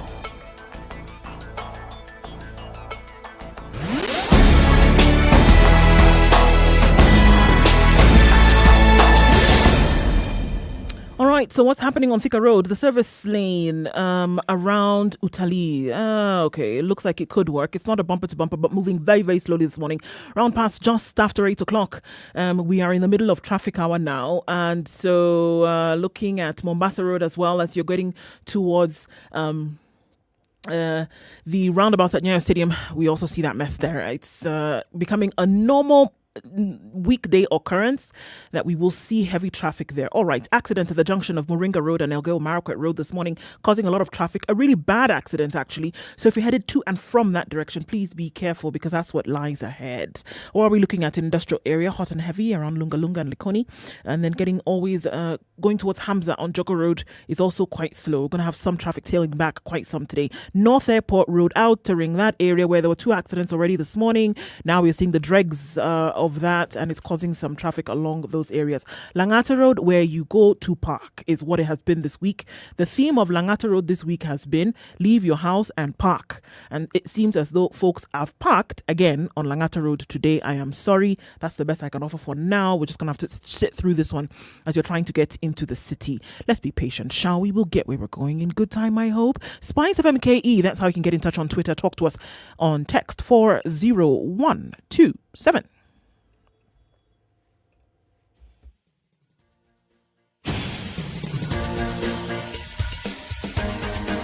This is The Situation Room, the home of hard-hitting political commentary and penetrating insights about the state of the nation. This is a talk radio experience like no other. The Situation Room, a place for hard truths, debates, and elevated conversations. The Situation Room, witty, political, engaging, deep, controversial. In the room, we have C.T. Muga, researcher, academic, seasoned political observer, a fountain of wisdom in these politically uncertain times. Ndu Oko, Nigerian by birth, Kenyan by choice, communications expert, Pan-Africanist, a truth seeker and believer in people power, and Eric Latif, agent provocateur, the man in the chair, seasoned journalist, news hound, a man who believes in punching up, not down.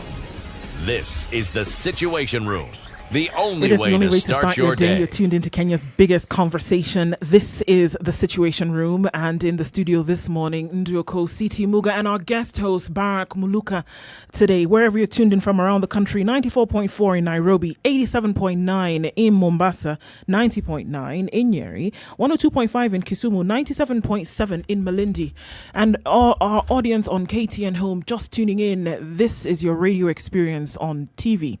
We're online as well, SpiceFM KE on Twitter and YouTube. We'll be back on Facebook soon, but subscribe to our YouTube channel and you can get us there as well. As we kick off the hour, CT, today's proverb. When the head is present, the knee does not wear the hat. When the head is present, the knee does not wear the hat. You know, City, when I was a young man, I used to go to school up here, this Langata Road. Yes. It was called Langata High School. Yes. And occasionally when we are walking home, yes, we would pass through graveyard. Langata Cemetery. There's a graveyard just here on Uhuru Highway, yes. Yes, there is. Highway. I think it's a military kind of thing. Yes, yes, yes. And one day, as we were walking, we were looking at the epitaphs on the headstones. And one of them had a certain Mzungu name. They were actually Mzungu graveyards. I don't remember the name, maybe somebody Smith. But they had written there that he dieth not, but he slumbereth. Huh? They just say he sleepeth. That he sleeps. He was just asleep. He was not dead. He was asleep. And one of my friends, classmates, he was called Alois Owino from the lakeside. He looked at it and read it again, and he said, "You deceive nobody but yourself." You deceive nobody but yourself. That when the head is present, the knee does not wear the hat. Yes. The head deceives nobody.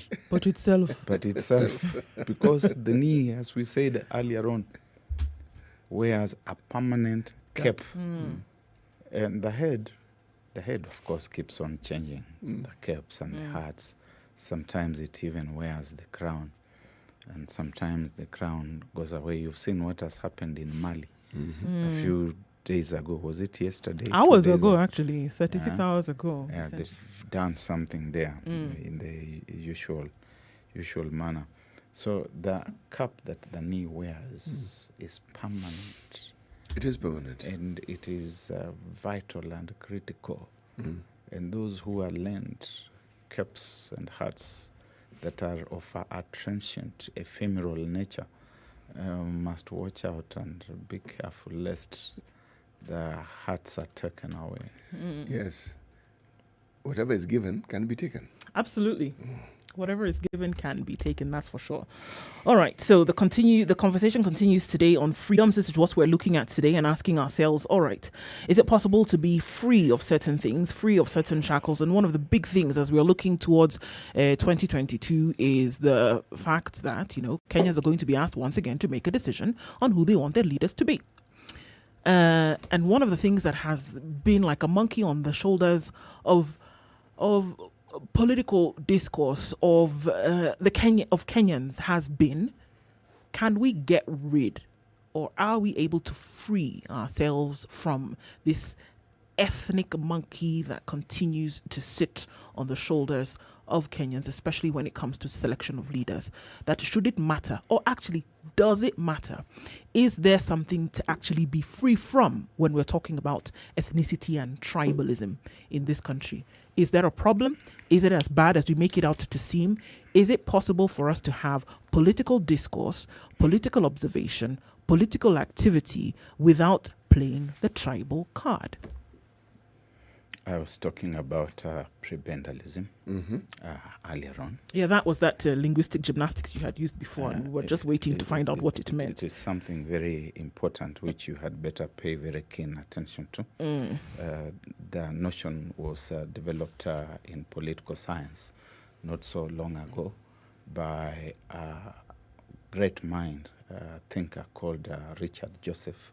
And in fact, Ndu says Nigerian by birth, Kenyan by choice. Yes. The point of reference originally was the Federal Republic of Nigeria, the federalism, and how the system was being abused. There's a certain kind of factionalization of populations. In a country like ours, we are taught to look at ourselves within ethnic clusters. It is not possible that we can discuss politics and political competition outside ethnic prisms.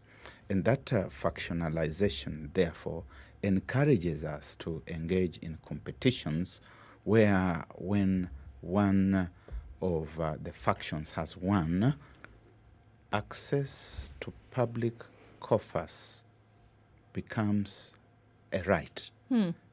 It is one of the benefits. Extralegal access to public coffers. Today, we are in a context where 3 governors in this country, 2 of them in Nairobi and 1 from outside Nairobi, are suspected to have stolen public funds to the tune that enables them to be the owners of assets to the tune of 11.5 billion Kenya shillings. Yep. During the 9-year period that devolution has been with us. Prebendalism. That kind of person has gotten into that office with the objective of stealing. And he or she has got around him homeboys and homegirls who are also beneficiaries of that haste. And the notion, unfortunately, of prebendalism begins from the church, that there were certain seats, prebendols, that were reserved for the high and mighty in the church. Still practiced today. And it's still practiced today. And that those high and mighty, the holy high and mighty, were allowed to have extra-legal access to the coffers. And therefore, in a country like ours, on a continent like ours, it is expected that those in leadership will have free access to the public coffers, that which we call corruption. It annoys them to no end because it is part of their benefits. It's part of what their families should benefit from, what their friends should benefit from. And at some point, it's not enough to be from the right tribe. You must also have the necessary inclinations to get funds to externalize. I see where you're going. I see. I see. So even this thing that seems to be or pose as such a heavy crutch towards political development in this country, development, even that is not enough. And this thing called tribe, that for me, where I look at people, being able to live in the same space one to another, that is not a problem. It doesn't matter where you're from.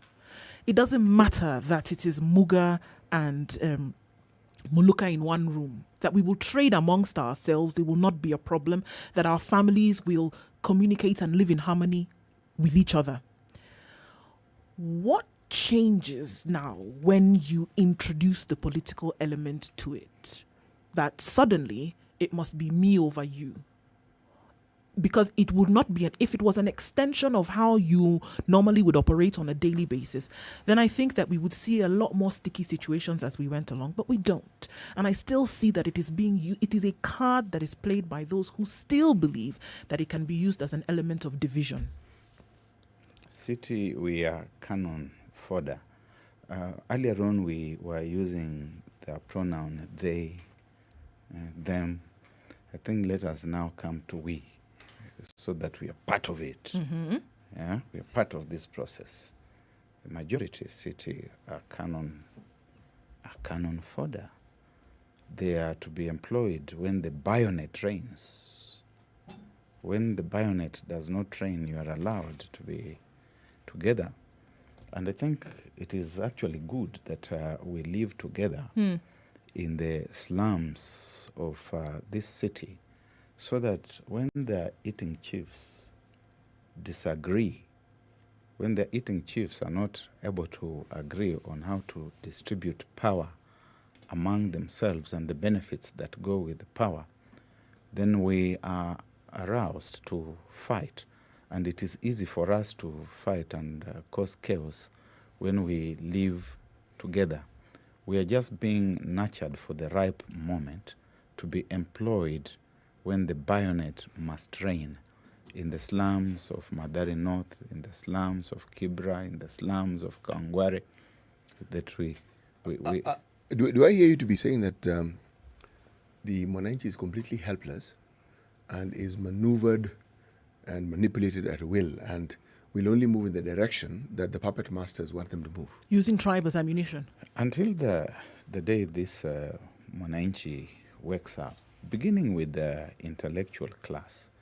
I say the intellectual stroke academic class is a coward class in our context. It should be the liberating class. But it is a class which also just toes the line. And it's a class that is easily intimidated, easily blackmailed, that you can be called a traitor. You're called a traitor if you are not flowing with the tribal current. You're not supposed to think. You're supposed to be an anthropod, supposed to be a cow following and worshipping outside an empty shrine. Yeah? But think about it for a second. What you're saying, yes, holds sway, makes sense, but what if you're talking about people who have willfully determined that they want to be beneficiaries of this very same system? They have seen the benefits, and the worship is not of the individuals. The worship is of the materialism that can accrue if you align yourself to these individuals, and they determine and they decide that that is what they would prefer. Yes, as the intellectual class, I think I quite agree. Yes, that they gamble in that space and hope that Mr. Odinga will make me this, Mr. Kenyatta, Mudavadi, Mr. Ruto will make me this or the other. Just now we have 669 Kenyans who are eminently qualified to work in professions across the board. And chances are they're already working in those professions. And they're already working in those professions and taking home a decent earning at the end of the season. But they have lined themselves up to compete for 4 positions in the IEBC, and a lot of them I've seen have qualifications in procurement, qualifications in finance, But the diversification of those qualifications are actually mind-boggling. I mean, I looked at the pages. I turned the pages yesterday and looked and read, and I said, "My goodness, this is the representation of the human resource." Because it's just a representation of the human resource capacity we have in this country. In this country, it's immense. And where is the attraction? Yes, in this. So there is that category. But then there are the rest of the people who do not really benefit anything beyond, as we said earlier, a passing temporary catharsis, a passing temporary escapism. Now, the bad news is this, that rot does not support anything. You cannot build anything on rot. On a foundation of rot. Rot can only lead to further degeneration. And it gets to a point where it must collapse because it cannot even support its own self in the fullness of time. So does everything need to go? When you get to that point, yes, everything goes. And how does everything go? Everything goes in the sense that the cannon fodder someday gets unable to sustain itself on the nothing that it has been living on. And so you can be in your palatial abode somewhere in what is called a gated community, and you are watching these things as they unfold on TV. Part of the country is paralyzed. They're coming from one direction. We saw this with the Komajos in West Africa. We saw these things happening in Sierra Leone, in Guinea. In the 90s, we saw these things. You are there in your gated community, in your exclusive abode, and they're fighting and they're coming. When they get close to an affluent residential area, they call for a ceasefire. And there are different clusters of gangsters fighting each other in the name of politics and political leadership.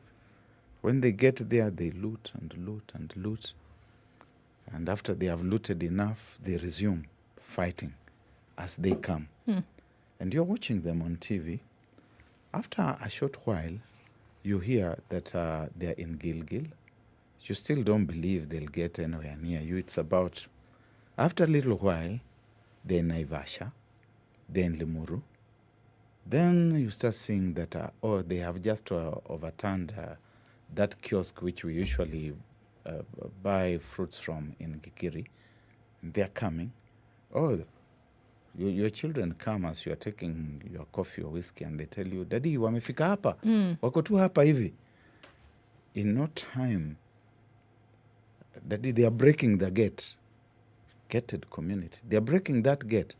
And in no time, other people somewhere in Mulolongo are seeing you on TV even as they wait for their turn. So these are things which we need to repair now. That's a really dramatic picture. To repair now. I was waiting for the soundtrack, Barack. No. He has narrated it well. Nicely. It's a doomsday scenario, and it is not fictional. Did it not happen? It happened. It happened in this country? It happened. Just 5 years ago? It happened. You're saying 5 years ago? Yeah. In 2008. 10 years ago. Yeah. What began as our version of ethnic clashes, as it was called, it wasn't really ethnic clashes.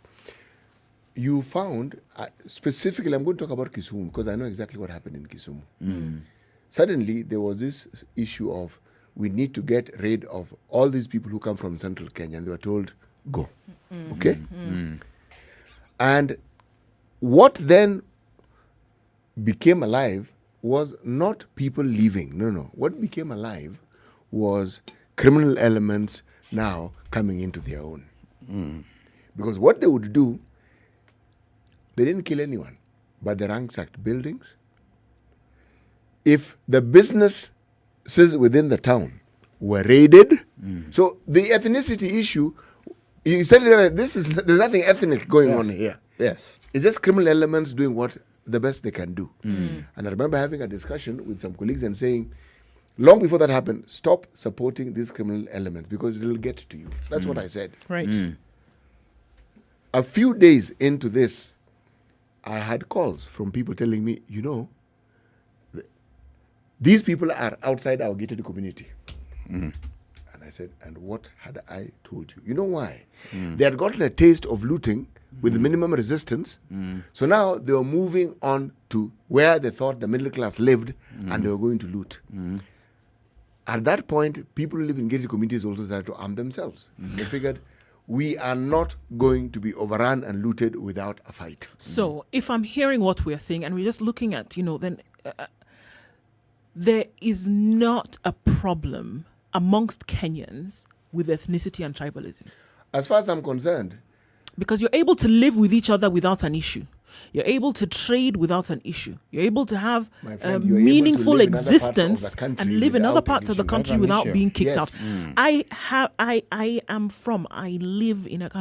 lived in a country, lived in areas where if what we're saying is ethnicity and tribalism here is child's play compared to what happens in other countries whereby you will not even be able to trade in a market if you're not from that area. That's what we're talking about when you talk about tribalism and negative impacts of tribalism.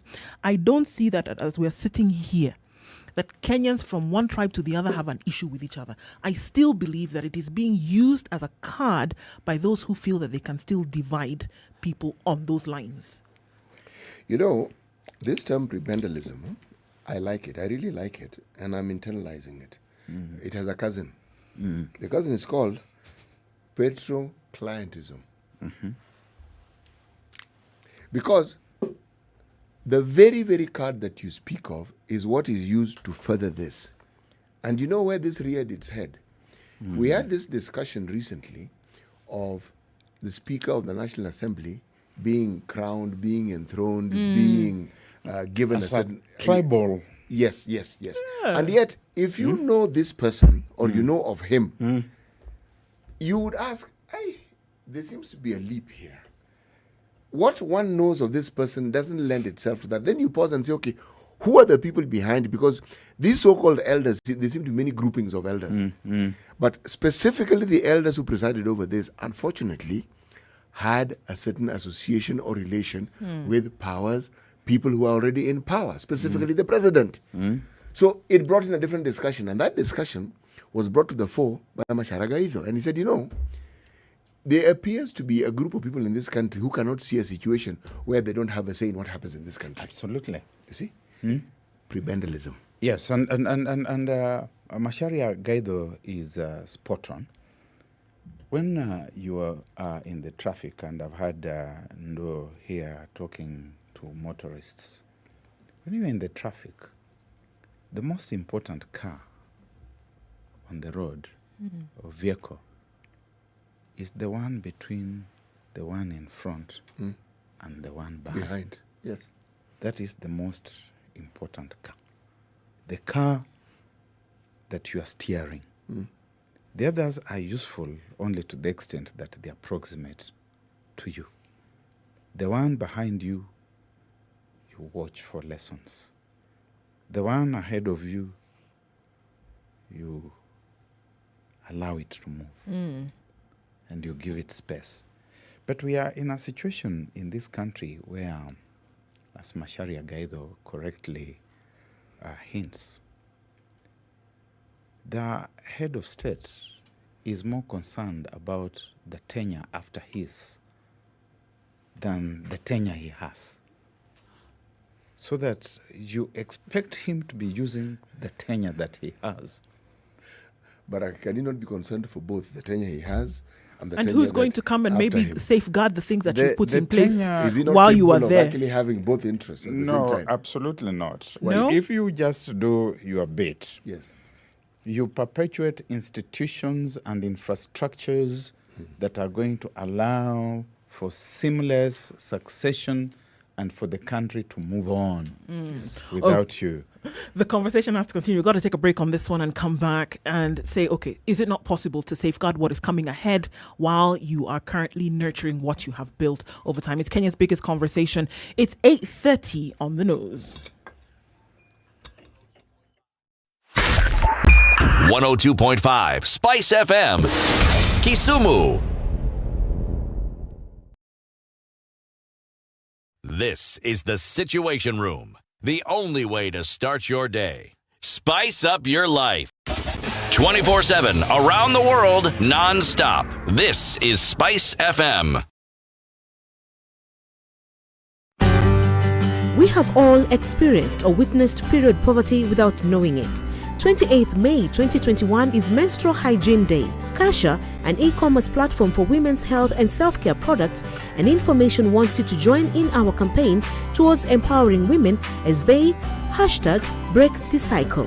You can do this by donating sanitary towels and spreading the word. Visit www.kasha.co.ke/break the cycle and learn what you can do to #break the cycle. Classic soul, R&B, smooth jazz, neo soul, and nostalgic ballads. Make some noise. Yeah. You're listening to Spice FM.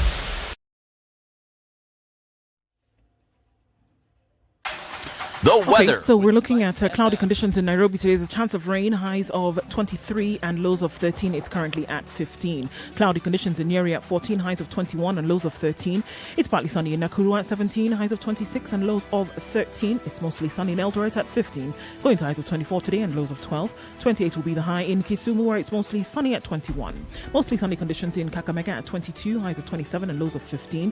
We'll see highs of 30 in Mombasa, where it's raining at 25. Light rain in Malindi as well at 28, highs of 29 and lows of 26. We're looking at partly sunny conditions in Kampala at 24, highs of 26 and lows of 18. Mostly sunny conditions in Dar es Salaam at 24, highs of 30 and lows of 23. It's 9 degrees and sunny in Johannesburg with highs of 20 and lows of 25. Light rain in Malindi at 28, highs of 29 and lows of 26. And it's partly sunny in Kampala at 24, highs of 26 and lows of 18. Mostly sunny conditions in Dar es Salaam. Highs of 30 and lows of 23. Johannesburg is sunny. Kinshasa, light rain at 24 with highs of 34 and lows of 24.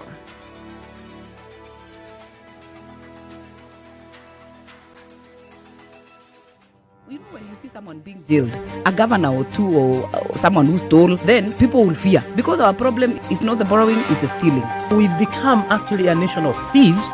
The only thing we lack is an opportunity to steal. The guys who quote the Bible and say I'm a Christian and all that, and you know they're thieves.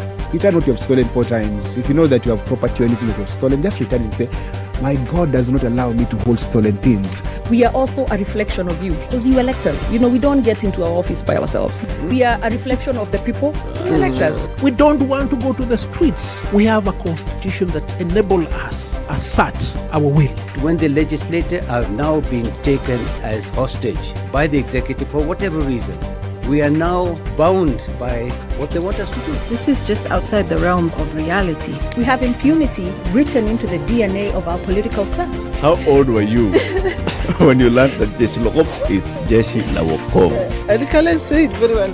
No, ni mtu wa Jeshi la Wokovu. And everyone knows.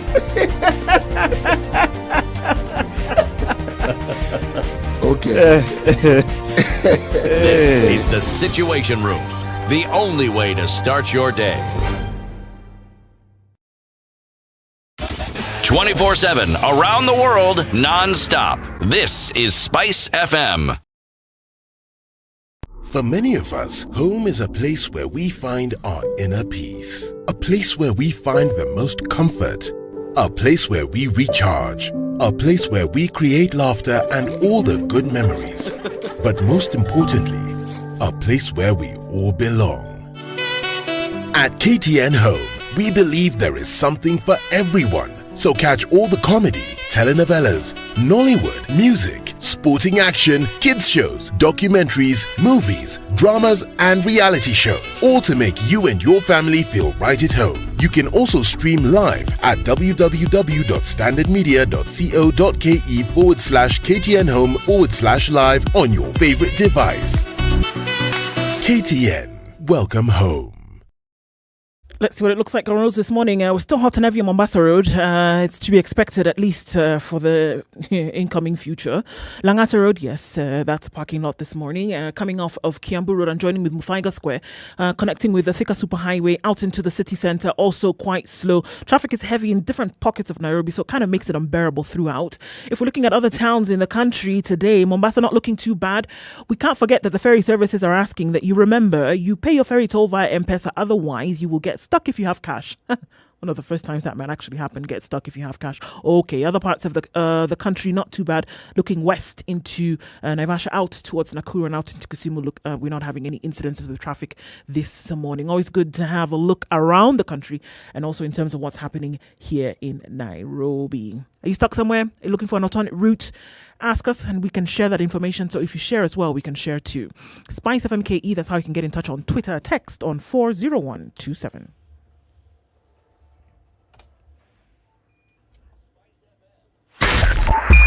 SpiceFM, Nyeri.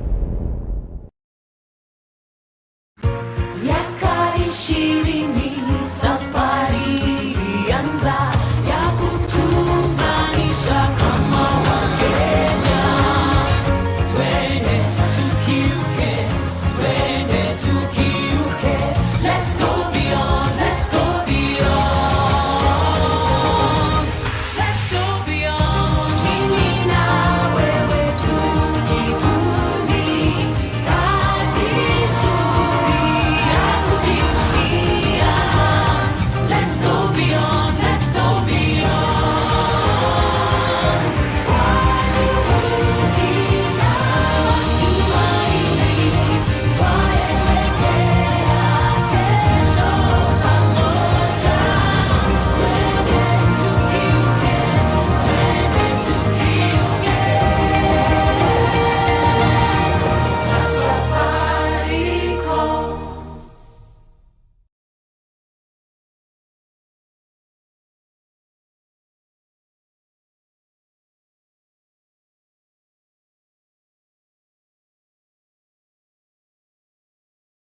Home in a happiness, Safaricom, and you're always remembering, okay, we're in the age where everything has become remote. Internet has become essential to our lives, whether it is those online classes, whether it's working from home, having to attend that meeting where you need the internet to make things work. Safaricom has the solutions, guys. In the Safaricom Home Fiber, home internet is essential. So whether it's entertainment, whether it's work, whether it's your education, they factored all of this into a brilliant package that only costs 2,900 shillings every month.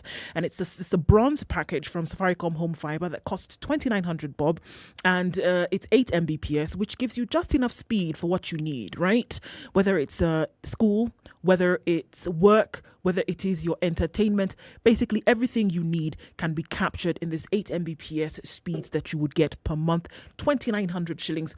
Today we're going to give cash worth 3,000 shillings and we'll let you know later how you can have access to that. But remember, star 400 hash, that's what you can dial on your phone. Select option 2. Tell us what area you are in and your specific estate, and guess what? Safaricom will come to you, and in no time you could be connected to Safaricom Home Fiber, allowing you to do the things that you would ordinarily need to leave the house to do, but you can do them from the comfort of your home. Home in a happen, a Safaricom Home Fiber. Stream movies non-stop at home with the best fiber internet speeds in Kenya. Dial star 400 hash and get connected today. Mature, intelligent talk every morning. Spice up yourself.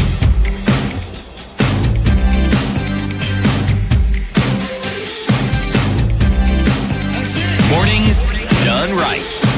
94.4 Spice FM, Nairobi. This morning, Kenya's biggest conversation in the studio this morning with Nduoko Siti Muga and our guest host for today, Barak Muluka. And at this point, as we have been discussing, we're looking at really, is it possible for Kenya to be free from these tags of ethno-nationalism, of tribalism, of the tribal card being extremely important when it comes to how we make decisions in this country? Is it a problem? And I think we're coming off of that place where we say, you know what? It's not a problem, but it's being used to fuel problems. It's being used to create divisions. And it seems to have been the case for so long. Is it possible for Kenyans to wiggle free from these tags and say, you know what we are searching for, we cannot allow this potential monster of tribe stop the process?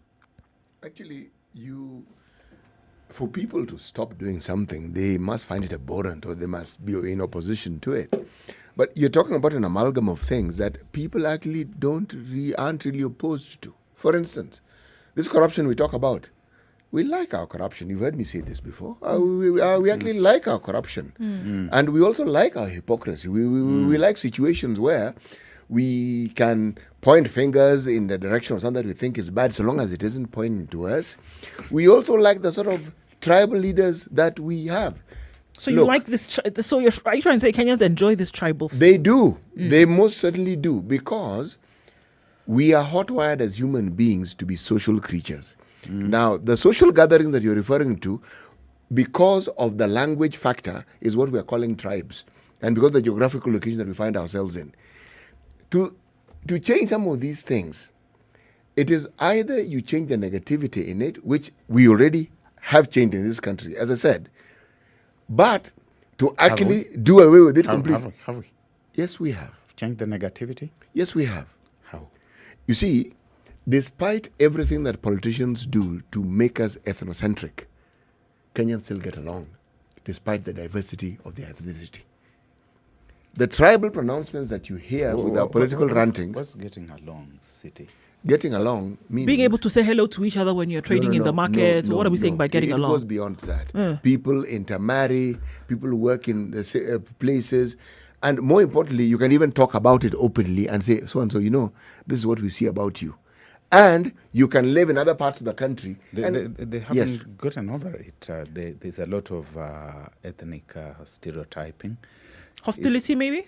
No. Still? What you're calling stereotyping, I would call I would call them realities. Ability to be employed as a cinder box, just suddenly. In fact, it requires no effort. It means that the gunpowder is sitting in almost everybody. They're just waiting for the ripe moment. Elaborate this, for that Barak. Explosion. Elaborate this, Barak. So elaborate and give me examples so that I can understand your point clearly. When you look at the ethnic conflicts that we have had in this country, and even now we have got the political class saying that it is going to give us a silver bullet that is going to end those kinds of problems, conflicts once and for all. Some of them have developed almost spontaneously. Yeah? There is a certain kind of force of spontaneity. Yes, I can see the build-up. I can see where it is going. Even now, as I sit here, I can see where 2022 is going. When anything happens, it shouldn't surprise me, because I have seen the ethnic dimensions that things are already taking within the political elite class. You saw the voting for the BBI. You could see very clearly who did not vote for it, and you saw who was clustered to vote for it. And the cannon fodder is waiting. When the day comes, when someone says our election has been stolen, you do not need any trigger, just that expression that our election has been stolen, and people go to look for their next door neighbor. I was there in Emmanuel in 2008, 2007, in point of fact, when people raided the premises of a resident Kikuyu gentleman called Ben Muya Njoroge, who had lived there since my childhood and who had nothing to do with PNU and with Mwai Kibaki. But when that moment came of the twilight swearing in, people almost as if they had been fired from the barrel of a gun, converged on his premises and using their naked hands brought down his shop, his buildings, and he had to run for safety. And when he went to the next place, the next marketplace, Shatsala, you know Shatsala? I've heard of it, but I don't know where it is. After Manyudia, you go to Shatsala, you go to Butere, you go to a place called Cairo, you go to a place called Mumias itself. It was the same thing, and it went on. And a few days later, when I was able to come to Nairobi, going through Nyamasaria, there's a place called Nyamasaria. Yes, on the outskirts of Kisumu. Yes. And you go to Ahero, and you go to Katito.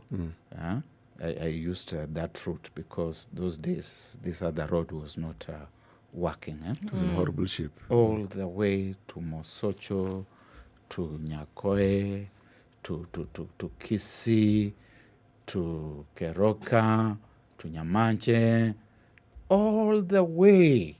This was happening. So you're using the Nyamira route to go to Kericho? Yes. Okay.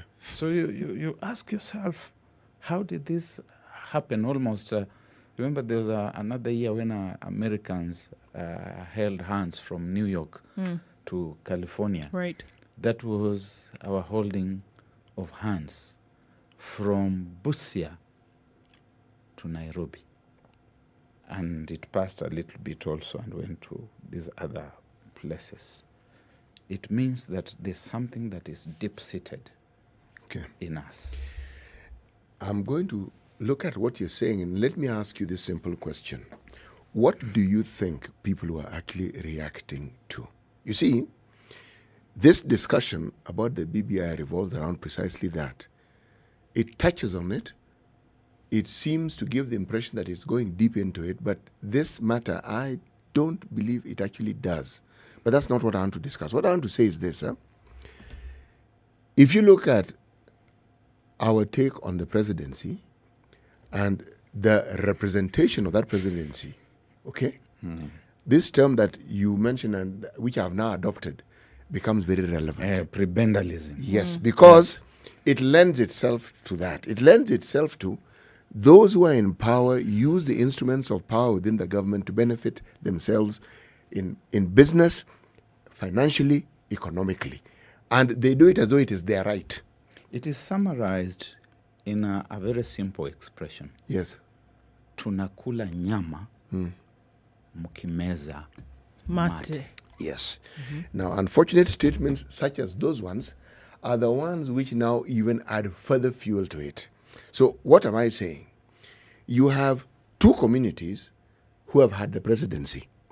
And the presidency wouldn't be such an issue if what we are discussing now didn't represent the presidency. And there's ample evidence that with the presidency comes that favoritism, clientism, patrilinism, all these isms that you can talk about. Yes. And so the other communities feel, you know something, I think we are being marginalized here. Now, there's a point I'm trying to make, and the point is this. If you look at the communities of the people who held the presidency and you look at the Wananchi class, they are just as disadvantaged as everybody else. So, so when we see these attacks then that happened across the country, are you saying, CT, that what was happening here is not necessarily because there was any kind of hatred for these particular people, like the gentleman you talked about? It was not hatred for him because he'd resided in this area for the longest time. What you are seeing then is aggression against a system that kind of shut other people out. He was unfortunate in that he then became the target. Yes. He became the target for their frustration. Yes. He became the target for years of aggression. So it's not necessarily that people can't live together or that people cannot live in any kind of harmony amongst tribe. It is that a system based on the very thing that you're saying, that when I get there, I will be able to do something for myself. And the most likely people that I'm going to include are those who share common ancestry with me. You know, not necessarily because I abhor others, but because human nature means that you will favor those who are closer to you naturally. The tribe that it is a tribal issue, but not in the ethnic, the ethnic way we're in which we thinking talk about. about No. It's tribal in that, and Ngui Wadhiongo put it well. He called it the Wabenzi tribe. Yes, the Mobenzi tribesman. Yes, is found in secret lives. Yes, as well. Yes. So, when you talk of a class system, our class system is tribal.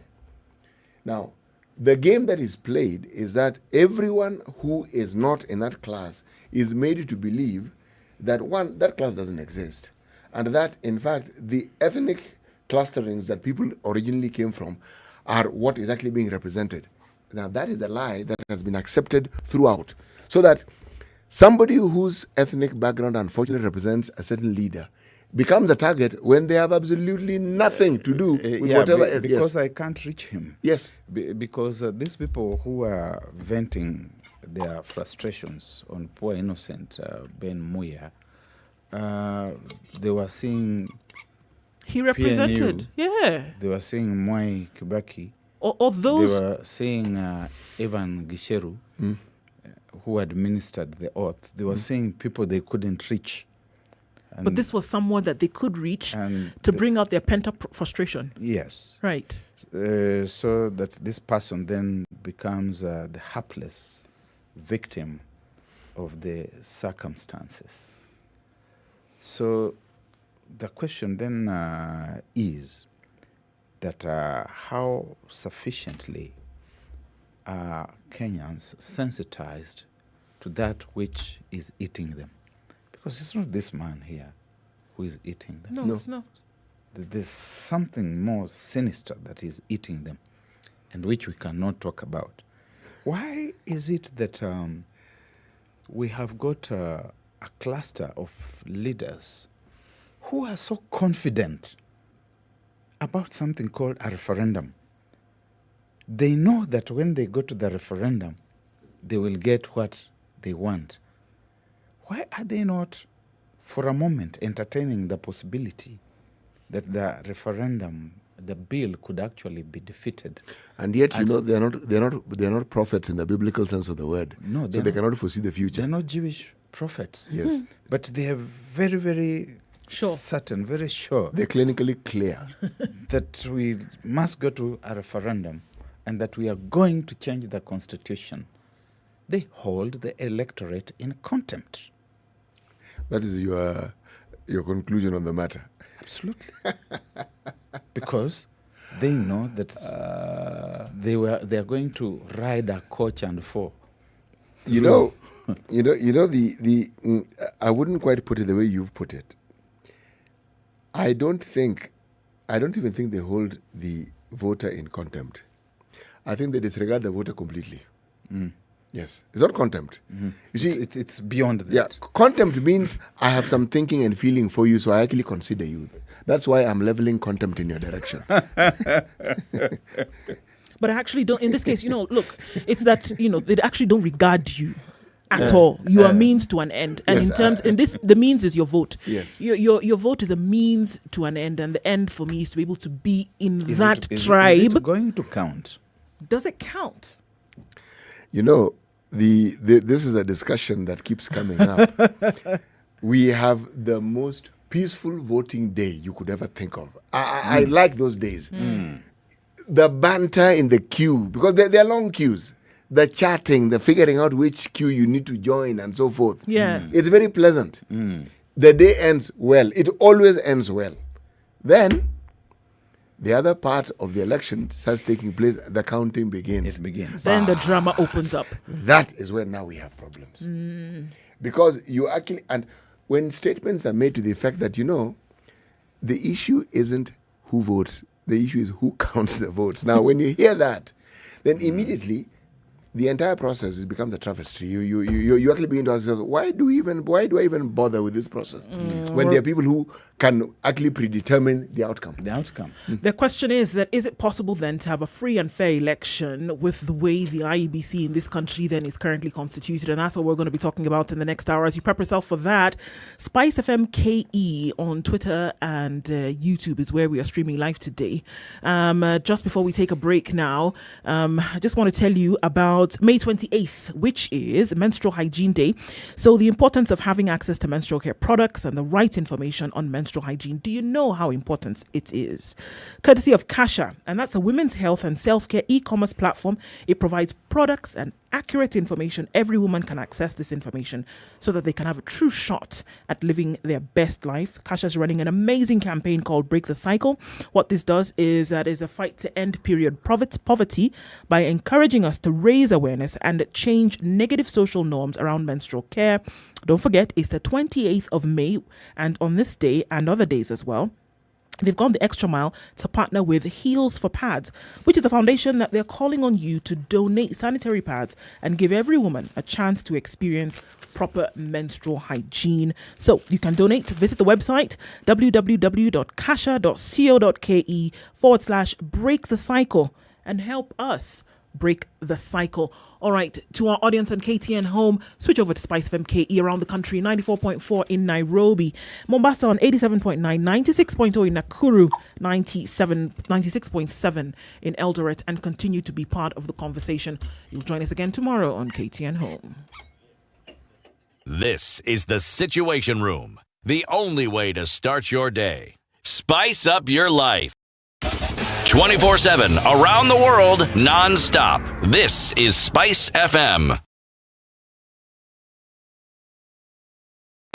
As the Kenyans are roared into the home straight here. 4 Kenyan queens have lit up this balmy Bahamian night. It's where the rivalry is unmatched, where the soul meets the track, where the great are distinguished from the good. An arena where the records are broken. A new world record. It's not just been beaten, it's been obliterated. A stage where the legends are born. For Team Kenya, the Olympics is more than just a sport.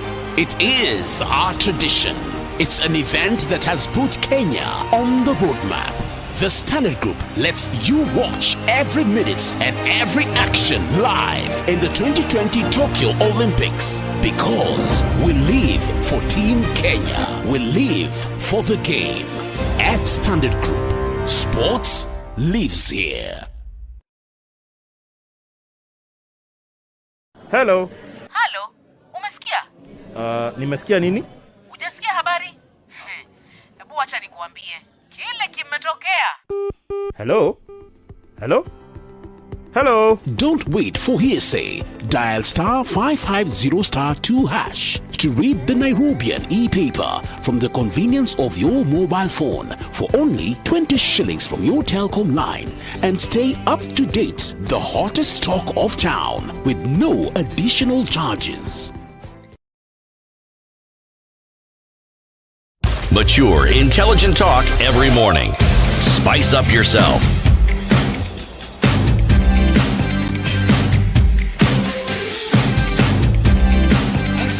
Well, you're listening to the Situation Room this morning. As we're coming 2 minutes to 9 o'clock now, and continuing the conversation in terms of what is happening, looking at where we were, where the country is, asking ourselves those questions. Is it possible to be really free? All right. Is it free from tribal issues that have been the bane of the existence of elections in this country over and over again? And then, does your vote count? Is it possible to have free and fair elections? That's what we're going to be going into the 9 o'clock hour talking about today. And definitely you need to be part of this conversation. Let's just throw it out here now. 0719012600 is the number to call. We're in the studio this morning with guest host Barak Muluka, and we're asking ourselves some pertinent questions in what has been called a critical week in the political dispensation of Kenya, and saying what happens this week in terms of decisions that will be made will have a long-lasting impact on how things are done moving forward. How involved are we in those conversations? What do Kenyans actually feel is necessary to do today that is going to make a difference tomorrow? And so now, with those who have been given the power to run elections, you who have been given the power to vote, how far does it go? How much does it count?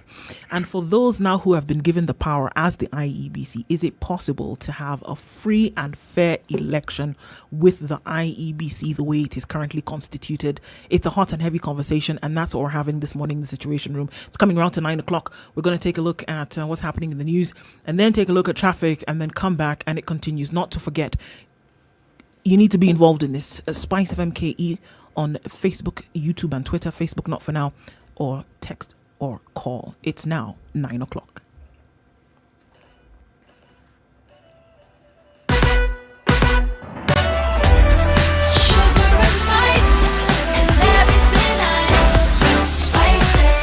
Spice up your life. The latest news from around the world. 94.4 Spice FM.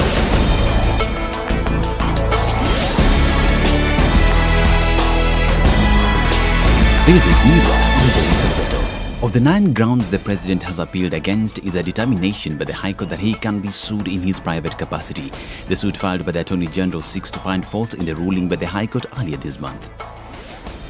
Under Article 143.3 of the Constitution, the President can be sued in his or her personal capacity during his or her tenure in office, except for actions or omissions in respect of anything done or not done in the exercise of his or her powers under the Constitution. A 5-judge bench also found the constitutional amendment process through the BBI illegal on the grounds that it was sponsored by the President. To the extent that the BBI Steering Committee was employed by the President to initiate proposals to amend the Constitution, contrary to Article 257 of the Constitution, the BBI Steering Committee is an unconstitutional entity. The matter holds a huge public interest as Kenyans are now waiting to see how the Court of Appeal will rule. Embattled Nyandarua Speaker Ndegwa Wahome has vowed to stay his course as the Speaker. This is despite chaos that erupted at the county assembly that forced the police to lob tear gas to disperse the demonstrators. I will be back here, and those who are subjugating the wrong, those who are acting with the optimum impunity, they are going to pay for those sins. Accompanied by MCAs supporting him, they say Wahome is the leader they want as he is in the forefront fighting corruption. They want to beat up the speaker. So we insisted that we are going in. They refused to open the gates. Wamekataza sisi kuingia na wamekataza mpaka speaker preside over the boom. Meanwhile, another faction opposing him maintained that Wahome should stop the violence and wait for the 2022 elections to seek for mandate from the electorate. When you don't have numbers, you look for all the means to prove that you're supposed to be in the house, but you did not manage to access the house. Anataka mandate ya wananchi wa Nyandarua. Nadhani uchaguzi hauko mbali sana. Angoje wakati wa uchaguzi aende asik mandate ya wananchi wa Nyandarua. Health Cabinet Secretary Mutahi Kagwe has called on nations to desist from engaging in discriminatory conduct and accept all valid COVID certificates vaccines approved by World Health Organization for emergency use. Speaking during the 74th World Health Assembly, CS Kagwe asked member states to ensure sharing of intellectual property rights with the countries to allow for the development of local capacity in vaccine development. First Lady Margaret Kenyatta has called for sustained efforts to end fistula, saying any woman suffering from the condition should be treated promptly and reintegrated into the society. Pledging her continued support to the global campaign to end fistula, the First Lady emphasized the need to step up measures aimed at ensuring new cases of fistula are prevented. And the United States will make significant contributions to rebuilding Gaza following the recent conflict between Israel and Hamas. U.S. Secretary of State Anthony Blinken said the U.S. would work to ensure that Hamas does not benefit from the aid. This is Newswire. I'm Dennis Aseto.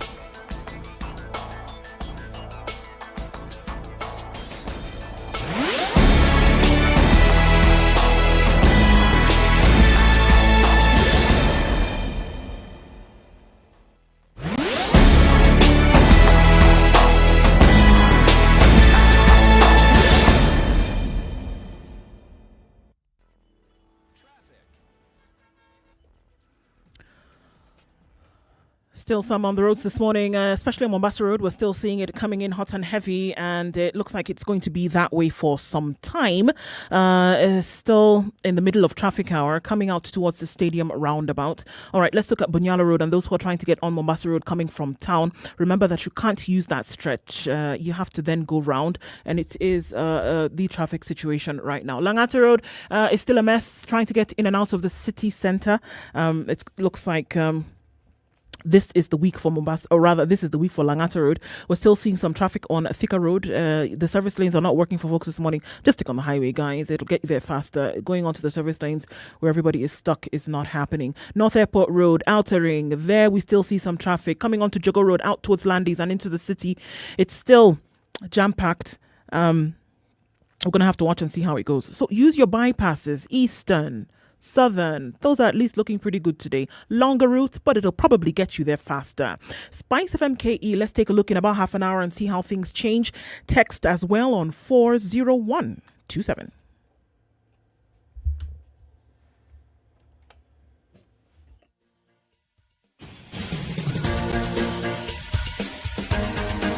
This is The Situation Room, the home of hard-hitting political commentary and penetrating insights about the state of the nation. This is a talk radio experience like no other. The Situation Room, a place for hard truths, debates, and elevated conversations. The Situation Room, witty, political, engaging, deep, controversial. In the room, we have C.T. Muga, researcher, academic, seasoned political observer, a fountain of wisdom in these politically uncertain times. Ndu Oko, Nigerian by birth, Kenyan by choice, communications expert, Pan-Africanist, a truth seeker and believer in people power, and Eric Latif, agent provocateur, the man in the chair, seasoned journalist, news hound, a man who believes in punching up, not down.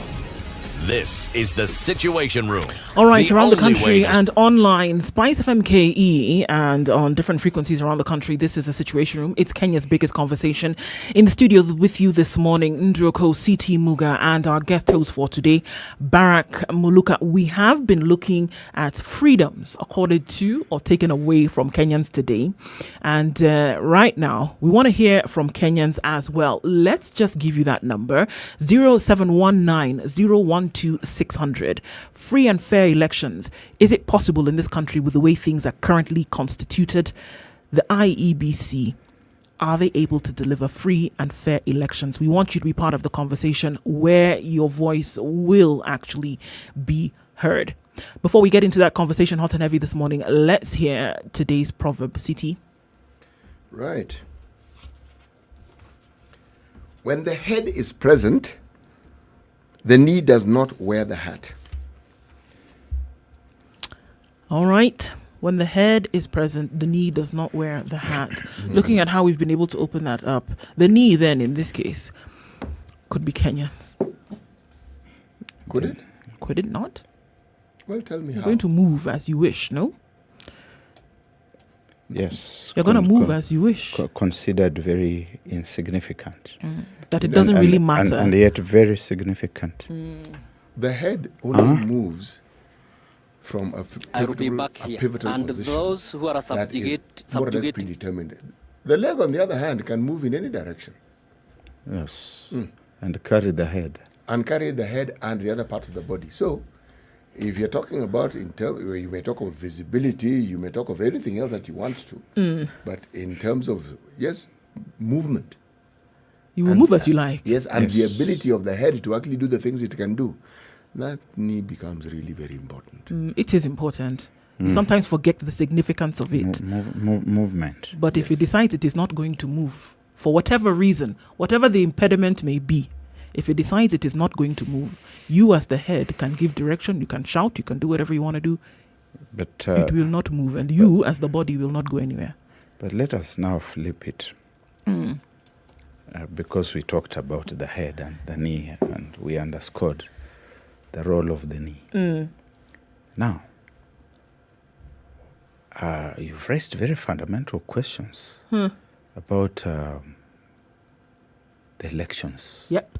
And whether Kenyans are able to have a free and fair election, whether the IBC can get us where we want to be. Deliver this baby. In other words, we are stuck.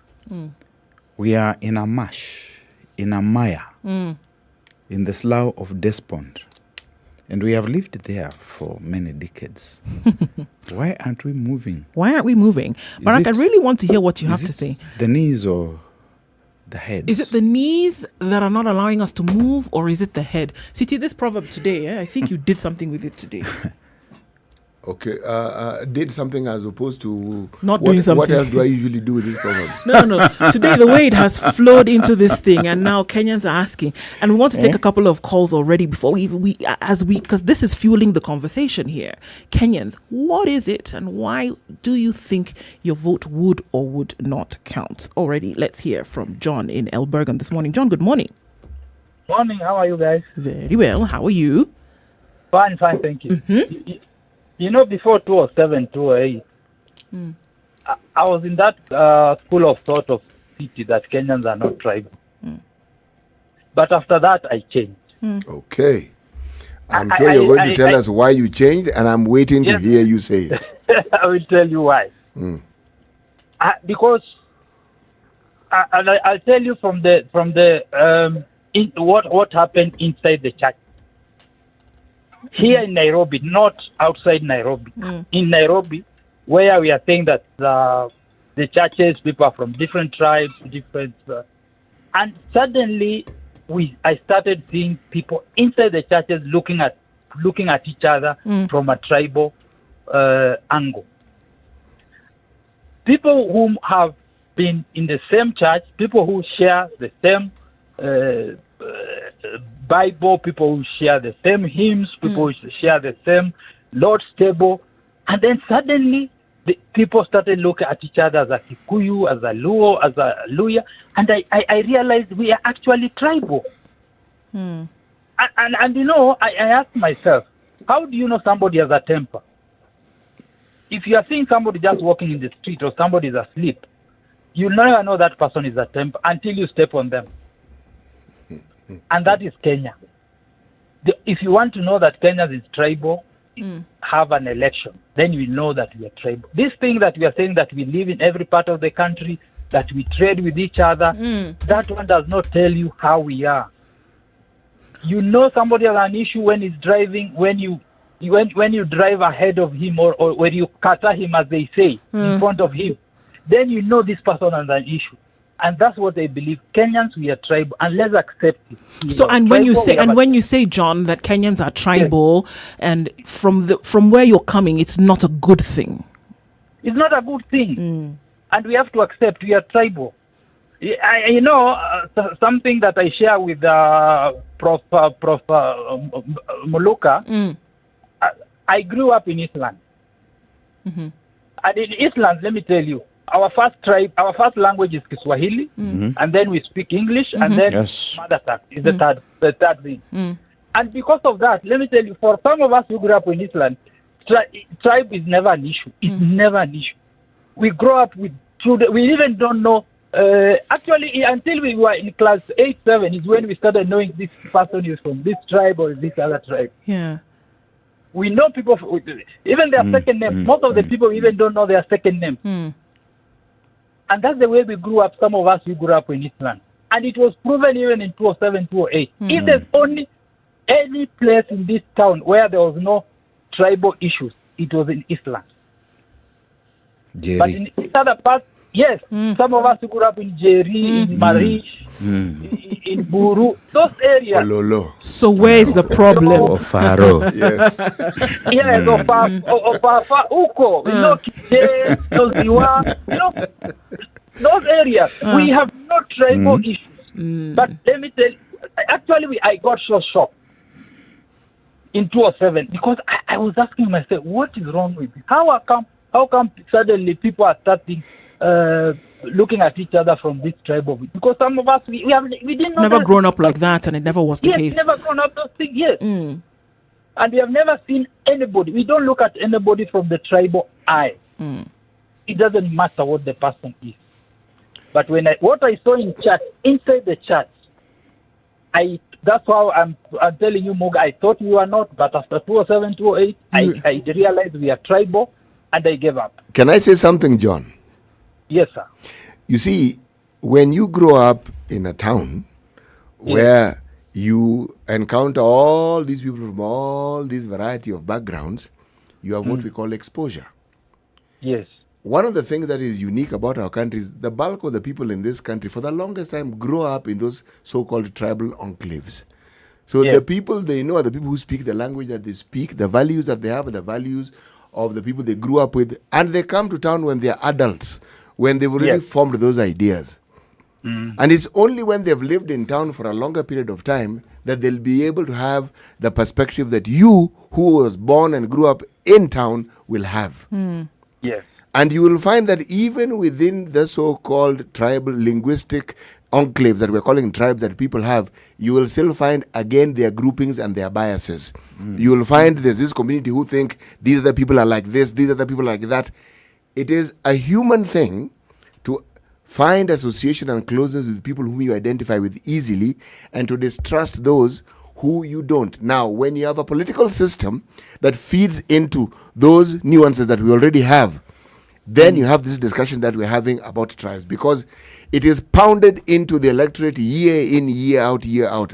Case in point is Central Kenya and Raila Odinga. The political class in Central Kenya have done an excellent job of demonizing Raila for the longest time.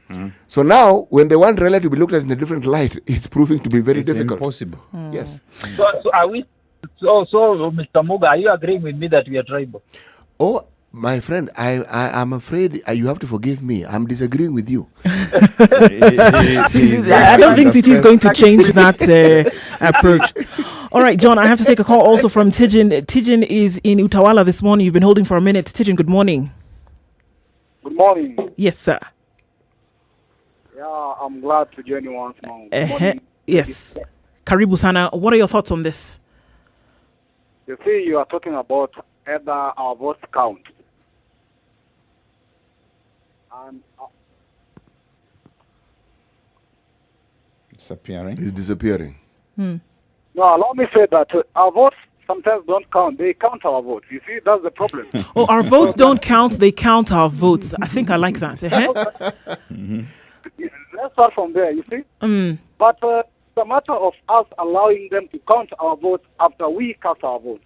Of course, they have the power to count our votes, but you also have the power to dictate how our votes are counted. And if you're not pleased with the way our votes are counted, then you have still the power to either demand for transparency and either a good man or accountability on how our votes are counted. You see. I've got to ask you that question. How? How do you have the power? How can that power be used? You see, when the power belongs to people, you exercise it through a process of electioneering. If that process is not fit for you, you still demand that power to be with you. You cannot give that power to people who have acquired your power in a right manner. So you have to fight for it. It means you have to reject the results of that election, or even fail to recognize leaders who are out of such process that are not either transparent or do not reflect your ambition or either your aspiration. You know, you make a really valid point, but then what again should our role be after we have elected these leaders? Should we just sit back and watch them do what they're doing? As has been the habit? Now we have to, that's the problem we do. You see, we have to work with them the whole journey.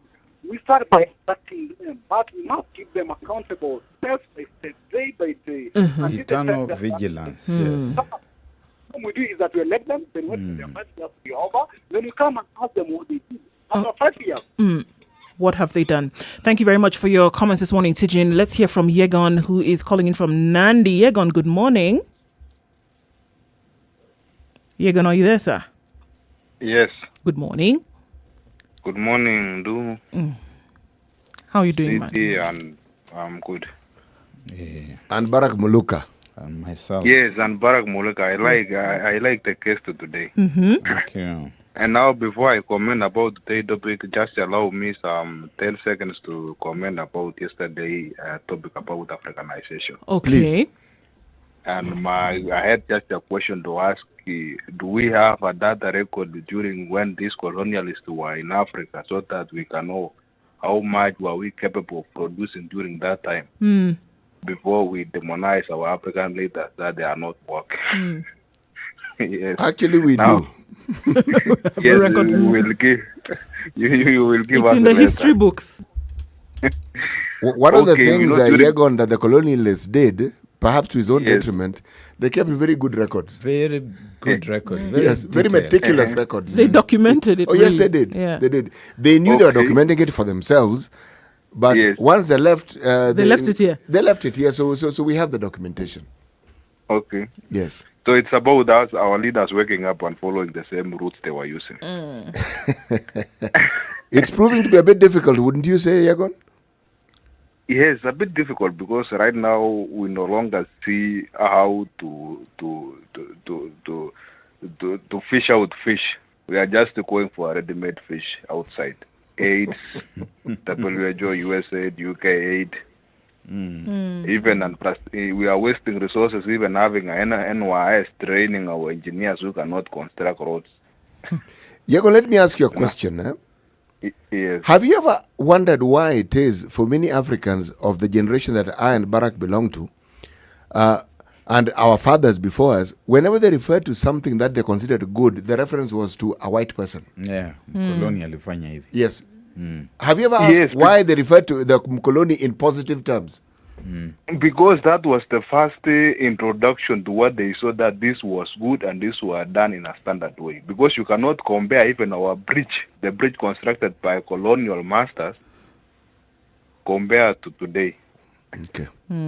Even your semen which you have today, they normally say this is not the semen of Muzungu. The semen of Muzungu still exists up to today. When you go to some rural setups, when you are driving, unapata njia zilikuwa za Muzungu because a white man could put a tarmac where there is a lot of mud or a hillside.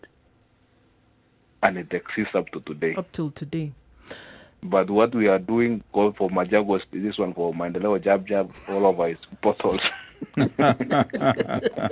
There's a statement in itself this morning. Deterioration, chap. Yes. Build it, chap. It breaks down, chap. Just as chap. Even chap, yeah. Yes.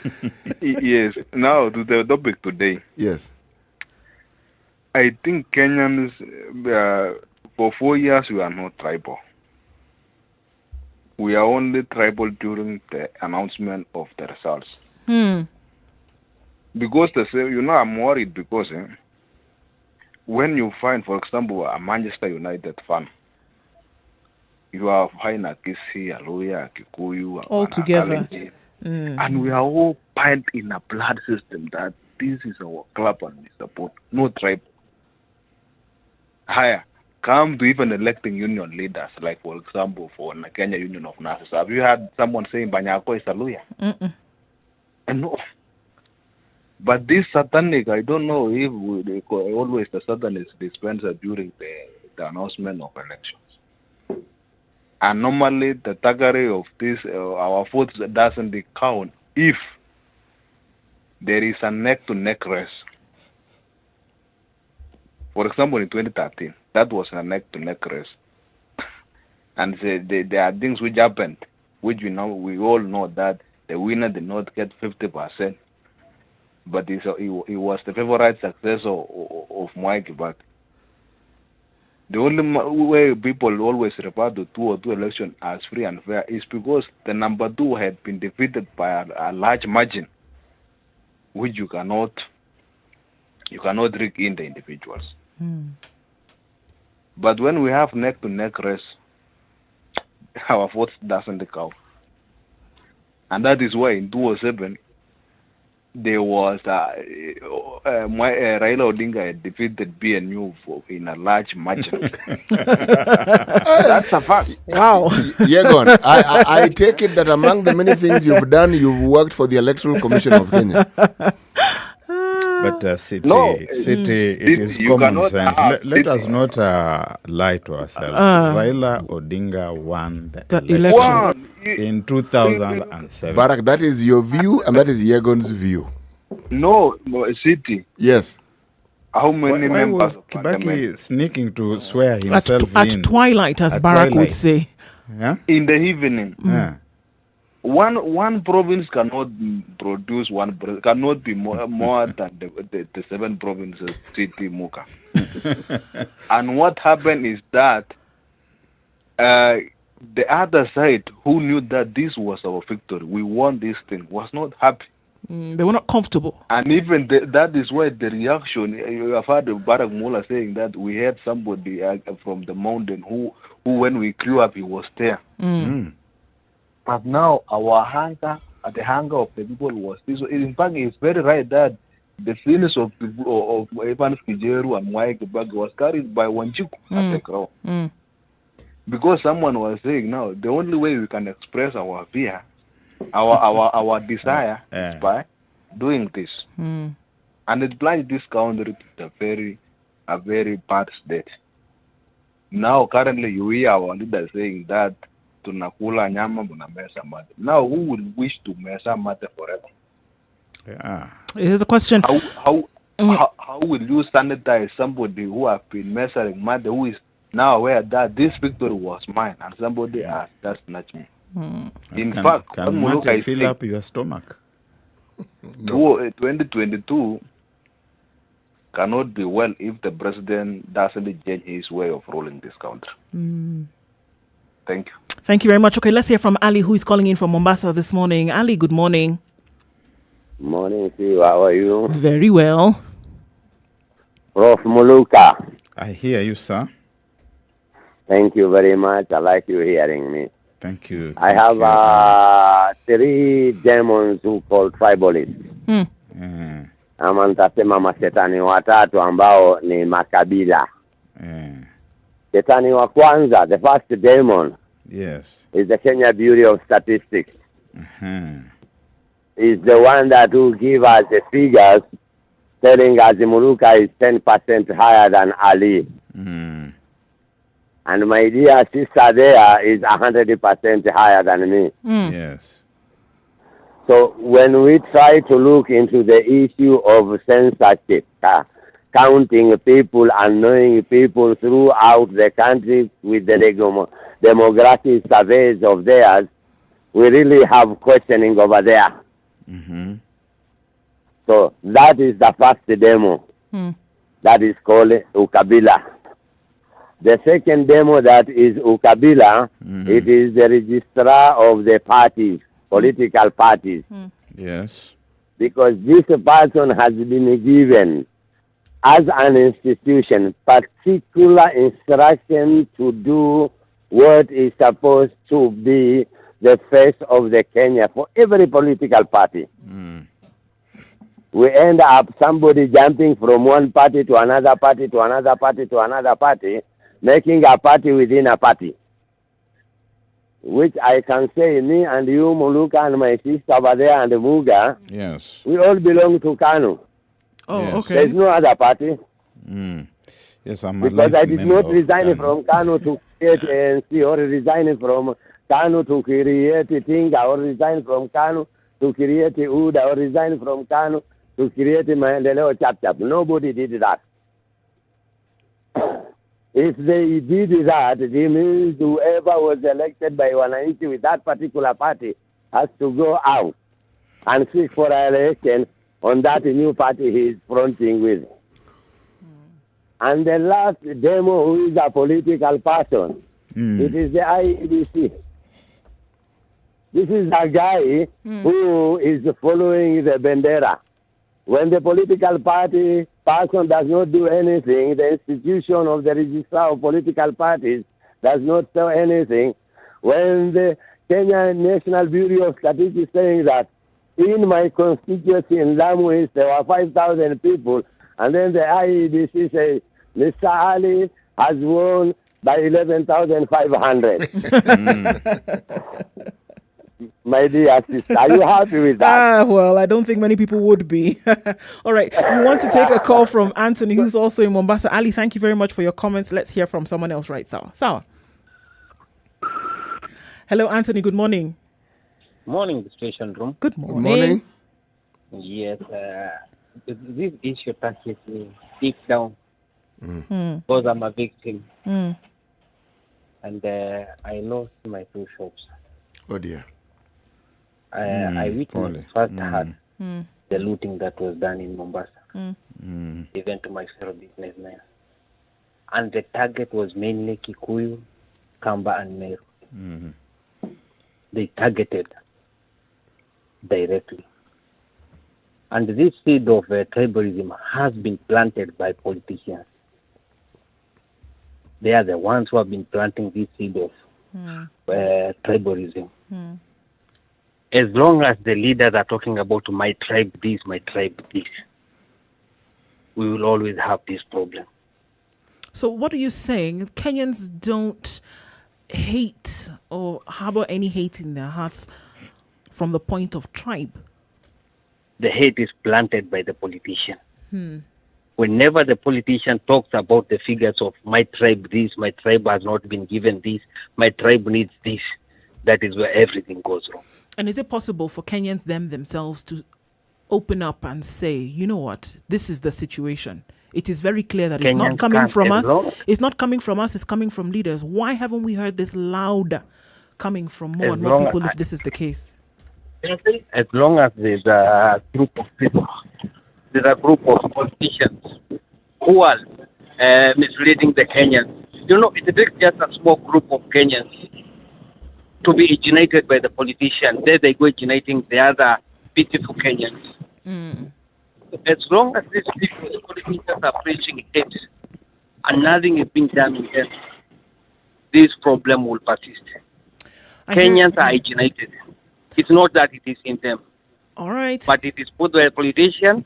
Then a group of few young men are taken by the politician. They originated. Then they go taking it to the other Kenyans. All right. I hear you. Thank you very much for your call this morning, Anthony. Asante Sana. We'll still keep taking your calls as we come back. We're going to go to a break right now, and then we'll come back and the conversation continues. It's Kenya's biggest conversation. This is the Situation Room.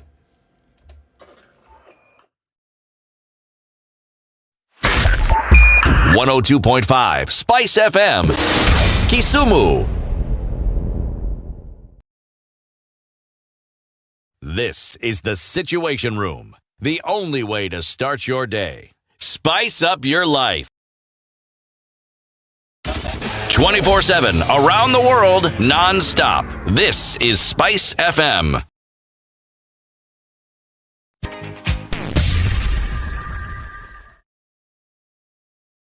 We've been all through it, you know. We go to school, study hard, get the much-deserved grades and celebrate our graduation. Then reality hits us. We get to the job market and we simply don't know where to start off. Thankfully, by visiting jobs.standardmedia.co.ke, your next career breakthrough could be a click away. Get the best in career advice, employment opportunities, internships, part-time jobs, CV writing and interview coaching. Give your career the much needed lift on jobs.standardmedia.co.ke. The weather with Spice FM. All right. Still looking at mostly cloudy conditions in Nairobi this morning. We're going to get to highs of 23 and lows of 13 today. There's a chance of rain, but of course that will be later. 15 degrees and cloudy conditions in Nyeri. Highs of 21 and lows of 13. 26 will be the high in Nakuru. It's partly sunny at 19. Mostly sunny conditions in Eldoret at 17. Highs of 24 and lows of 12. Looking into Kisumu, it's mostly sunny at 23. Highs of 28 and lows of 19. Mostly sunny conditions in Kakamega at 24. Highs of 27 and lows of 15. 30 will be the high in Mombasa, where it is raining slightly in some parts at 28, coming down to lows of 25. 29 will be the high in Malindi, and that's what it currently is, with showers in some parts and lows of 26. Partly sunny conditions in Kampala at 24, highs of 26 and lows of 18. Dar es Salaam is mostly sunny at 25 with highs of 30 and lows of 23. 6 will be the low in Johannesburg. It's sunny at 12 with highs of 20. Light rain in Lagos at 27, highs of 32 and lows of 26. Partly sunny conditions in Kinshasa at 23, going to highs of 34 and lows of 24. Looking out east into Beijing, it's mostly sunny at 23, highs of 27 and lows of 13. 11 degrees and cloudy conditions in Paris, highs of 16 and lows of 7. It's 9 degrees in London. Going to highs of 15 and lows of 6. Cloudy conditions through today. We're looking at mostly clear conditions in New York. We'll go to highs of 31 and lows of 22.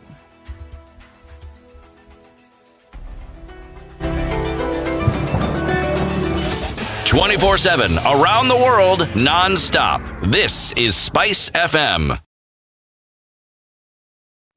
Are you looking for a way to access legal aid services for matters regarding child custody and maintenance, but don't know how or where to begin?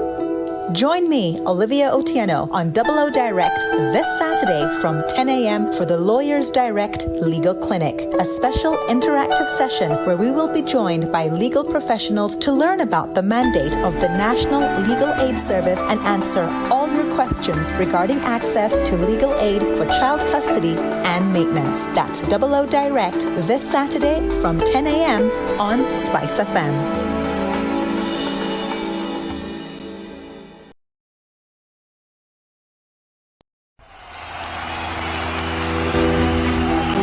Four teams, 12 host cities, 6 groups, all battling for one trophy. The long-awaited Euro 2020 is here at last upon us.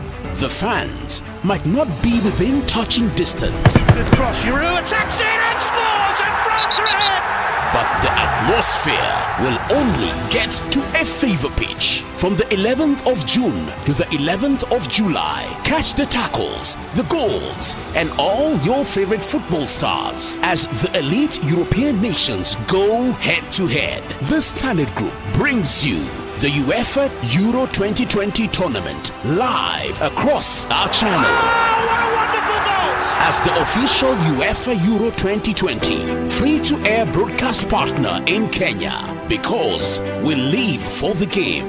And that's why at Standard Group, sports So where still some hot and heavy traffic is on Mombasa Road, in and outbound is what we see. But then going towards General Motors, out towards that general direction is actually not too terrible right now. Okay, going towards the Nyeri Stadium roundabout, still some. We're going to see that along that stretch of the construction, it continues well into most parts of the morning. Thika Road still looks like a headache in some parts, thumping with traffic, especially as you get to the Pangani underpass and then out towards Ngara. Wangari Maathai Road, good option for you. The Eastern Bypass, good option. The Southern Bypass, yes, until you get to Langata Road, where traffic is hot and heavy this morning. You're going to have to watch out for that unless you're ready to sit and park. Could be a thing. We'll have to wait and see. Sit and park on Langata Road. Okay, anyway, so there's still some traffic there. Into the CBD from Uhuru Highway, also quite some. Coming out of Westlands, not too terrible. It looks like it may be a day that we can kind of get through in terms of traffic, all right? So let's keep an eye on things through the day. You can talk to us on SpiceFM KE on Twitter through the day. Text on 40127. The aim, my friends, is to keep things moving. Miaka 20 safari ilianza ya kutuunganisha kama Wakenya. Twende tukiuke, let's go beyond, let's go beyond, let's go beyond. Mimi na wewe tukikundi, kazi nzuri ya kujivunia. Let's go beyond, let's go beyond. Kwa juhudi na tumaini, twaelekea kesho pamoja. Twende tukiuke, Safaricom.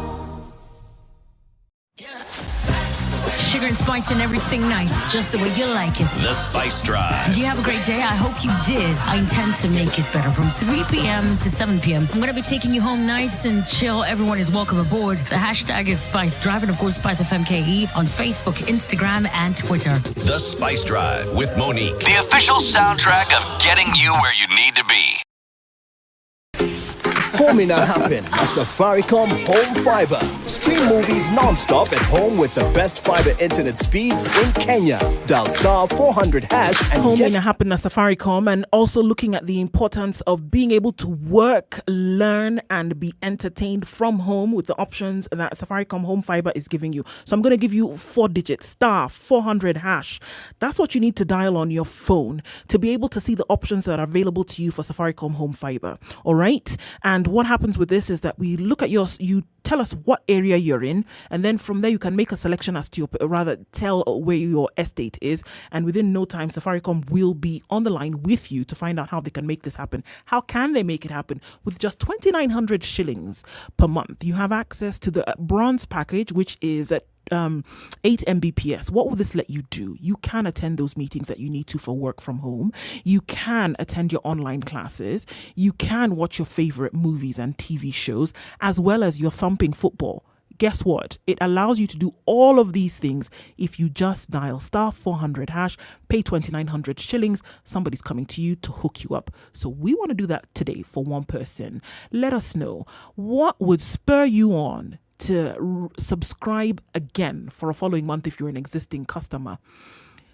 What would spur you on to subscribe again for a following month if you're an existing customer? Or what would spur you on to spend the 2,900 bob and get access to all these wonderful things courtesy of Safaricom Home Fiber? Star 400 hash. Tell us what that is. Get in touch on our socials on SpiceFM KE and let us know what that is. Safaricom Home Fiber, making life a little bit easier by giving you the internet you need to get your life going. Home in a happen at Safaricom Home Fiber. Stream movies non-stop at home with the best fiber internet speeds in Kenya. Dial star 400 hash and get connected today. Mature, intelligent talk every morning. Spice up yourself.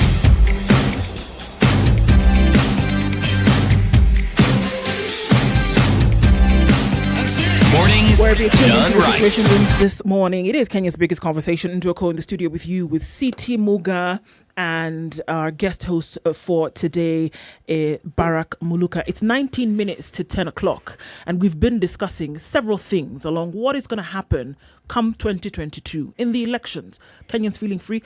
I hear with a lot of heaviness in the hearts of people that, we feel Kenya is still heavily tribal. Heavily tribal. Some people feel, well, no, not really. Yes, we are. Can we have free and fair elections? We're going to take some more of your calls, but Barak, I see you want to say something. Yes, very briefly. That apart from our languages, our tribes, our culture, and all that, there are institutional things which are not happening. Yeah? Mm-hmm. The institutional things that should be of concern to us today as we move towards the end of the year, because we are getting to June, so we are about to cross the equator. By this time next year, we will be in the thick of the campaign season. When we look at IBC, are they ready to conduct an election? Of course, there are 669 Kenyans who have applied These 4 positions. for 4 positions in IBC, which is a good thing. I hope this time we get it right. They are supposed to be preparing the technology.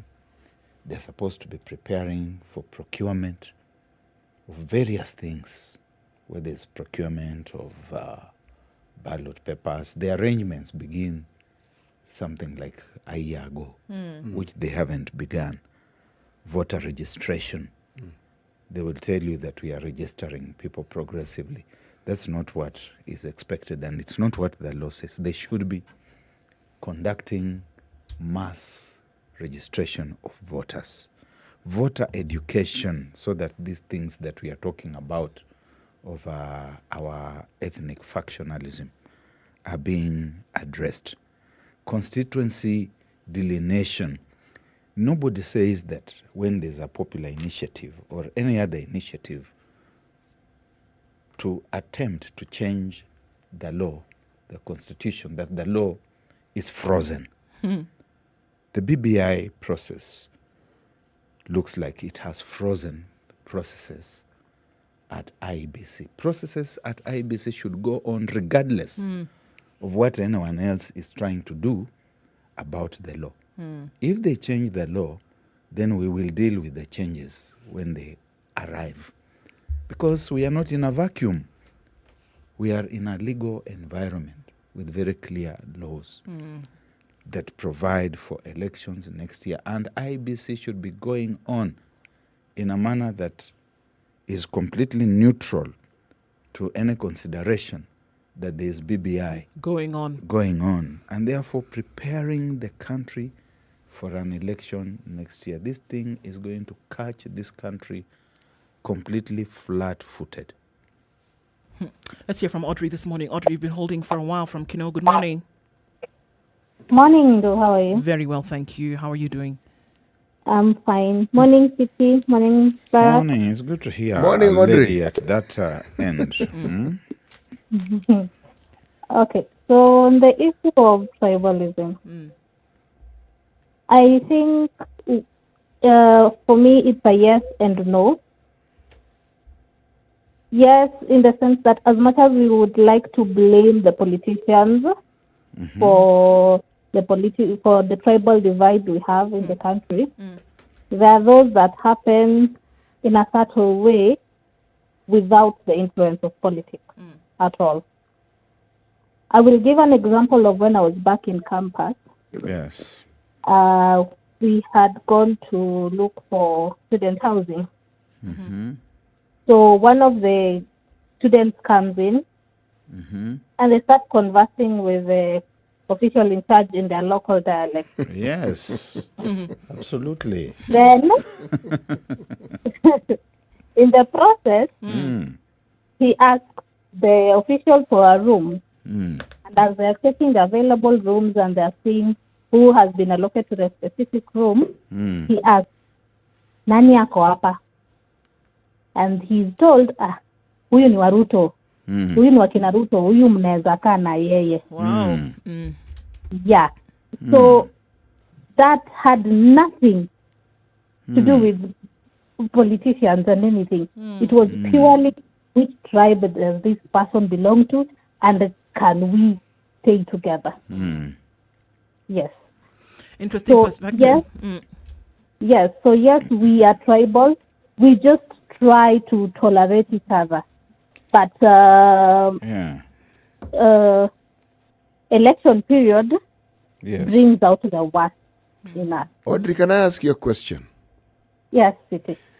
When you look at the community you come from Kino, I don't know whether that's your ancestral home. No, it's not. But if I look at, say, I'm going to talk about central Kenya. For the longest time, the statement was that the presidency would not pass the Chania River, meaning it would remain in Kiambu. Okay? So, would you say the people of Kiambu are being tribalistic towards the people of Muranga and Nyeri and beyond? There are sentiments that people have because of the way they are socialized. Somebody who grew up in town will automatically speak probably Kiswahili because that's what everybody speaks. If you grow up speaking a particular language and then you come into a town which is foreign to you, the thing that brings you security or a sense of security is language. You look for somebody who speaks the same language as you, or you look for somebody who comes from the same background as you. It doesn't mean that you are negatively ethnistic. No. Ethnic rather. All it means is that you are responding to your upbringing and your socialization. Now, why we bring in the politicians is they weaponize it. They make this reality of who we are a negative thing, and they introduce other people and blame things which are negative in our setup on those people. They are weaponizing it. That's what I'm saying. So it isn't as though you are intrinsically tribal. No. You have an ethnic background which you respond to and you relate to other people with that background. But you yourself, are you saying therefore that because somebody comes from a community that they will automatically discriminate widely and not consider anybody else because they don't share a linguistic similarity? You know. Yes. In this case, it was obvious that this student did not want to interact or be associated or be in the same room with people from a particular tribe. Okay. he was very specific on the kind of people he wanted to be in the same room with. And I think it's happening even in churches in Nairobi when it comes to leadership. The leadership wrangles. Why? Because we want our leader to be from this particular tribe and not this other tribe. That is the conditioning that our politics puts you into. That is my view, actually. Because when you ask, if you ask that person, these people from this community who you don't want to be associated with, what harm have they done? What have they done to you? Or how many people do you know from that community who have caused you harm? You may find that they can't actually even mention one. Yeah, so Audrey is talking of something that has troubled humankind right from biblical times. Yes. You remember the notion of the shibboleth. And the Sibboleth. And Sibboleth. Yes. And can we hear from Ed this morning? Yes. Ed, good morning. Morning to you. How you doing? Good. How are you doing? I'm doing good. Barak, how are you doing? I'm fine, sir. How are you doing? I'm doing good, huh? Yeah, good. I agree. I agree that politicians are to blame for being tribal. Because even when you look at what's happening currently, the factions, they usually take that faction. Let me take someone from this community because I know this community plus this community is going to give me the 50 plus 1. The thing is, I blame politicians for putting that kind of mindset to people. But also, people have got the right to decide what's good and what's bad. But the problem is, as you were saying earlier today, the people are ethnically, they have an ethnic mindset. And for me, I think it's also myopic thinking. Because if you go and vote, not even go to the ethnic part, even go to the political party part. If you go and vote for a certain political party that is not popular within your region, you're in trouble. The saying goes, umetupa kura. Umeuza kura. Yes, where umetupa kura. Ama umenunuliwa. Yes, I remember City you were saying it's settled down there in Nyanza area because tukule kwa huyu lakini kura tupatie yule. All right, thanks Ed for your call. Let's hear this from Zachary. Zachary, good morning. Zachary. Yeah, hi. Good morning. How is everyone there? We are We are well, Zachary. How are you, sir? Special regards to our scribe, our distinguished scribe, Mr. Balak Boluka. Asante sana. Oh, thank you. Welcome. Now, where is Mr. Eric? Eric is taking a few days to breathe. He'll be back. Really? He's Really? okay. Really? You need to leave. Let's hope he's going to come back and we wish him well, yeah? He's all right. You know, Zachary, you're a doubting Thomas. When I took leave, you were doubting the same. Sure. Are we not capable of taking leave, surely? So I would explain why I'm doubtful. Okay. But we love you all. We want that combination back there. Yeah? Asante. Let me say this, Du and the guest and Mr. Andrew there, Mr. Mwalimu Andrew. Mwalimu Andrew. That really I come from Katugu South. Yes. But I'm in Rift Valley. And I'm not rock life in the Kikuyu land, yeah? And may I tell you, the money that I'm using to call you now and then, yeah? Yes. Does not. In fact, only I think around 3% that comes from me dealing with Kikuyus. And I wonder why, and I'm asking why. Why am I reminded after every 5 years that Mr. Mugo, you are a Kikuyu? Why? I'm asking myself that question. In the interim, nobody's asking you. Right now, when I'm hustling, when I don't have Uga, when I don't have fare, when I don't have anything to pay bills, yeah? I'm an ordinary Kenyan, you know, the Wajiko, yeah? But then, when 2022 comes, I know I'm going to be updated to the factory, back to the factory setting that I'm okay? You know? Yeah. And I'm trying to tell my people and everyone who cares to listen to me Yeah. that I'm a global citizen. Like Du has come from Nigeria because she has updated herself. Her parents worked hard to update her to be a global citizen. That is why she's seated in Nairobi. Yes. Talking thanks to me. Mr. Barack Muruka is a writer. Yes. A scribe, yeah? Yes. And I also like calling you lesbian, okay? Because I love when you are talking and explaining things, yeah? Yes. So I also bestow you the title of lesbian, okay? Okay. Thank you. Barack Muruka can talk to Americans through his pen.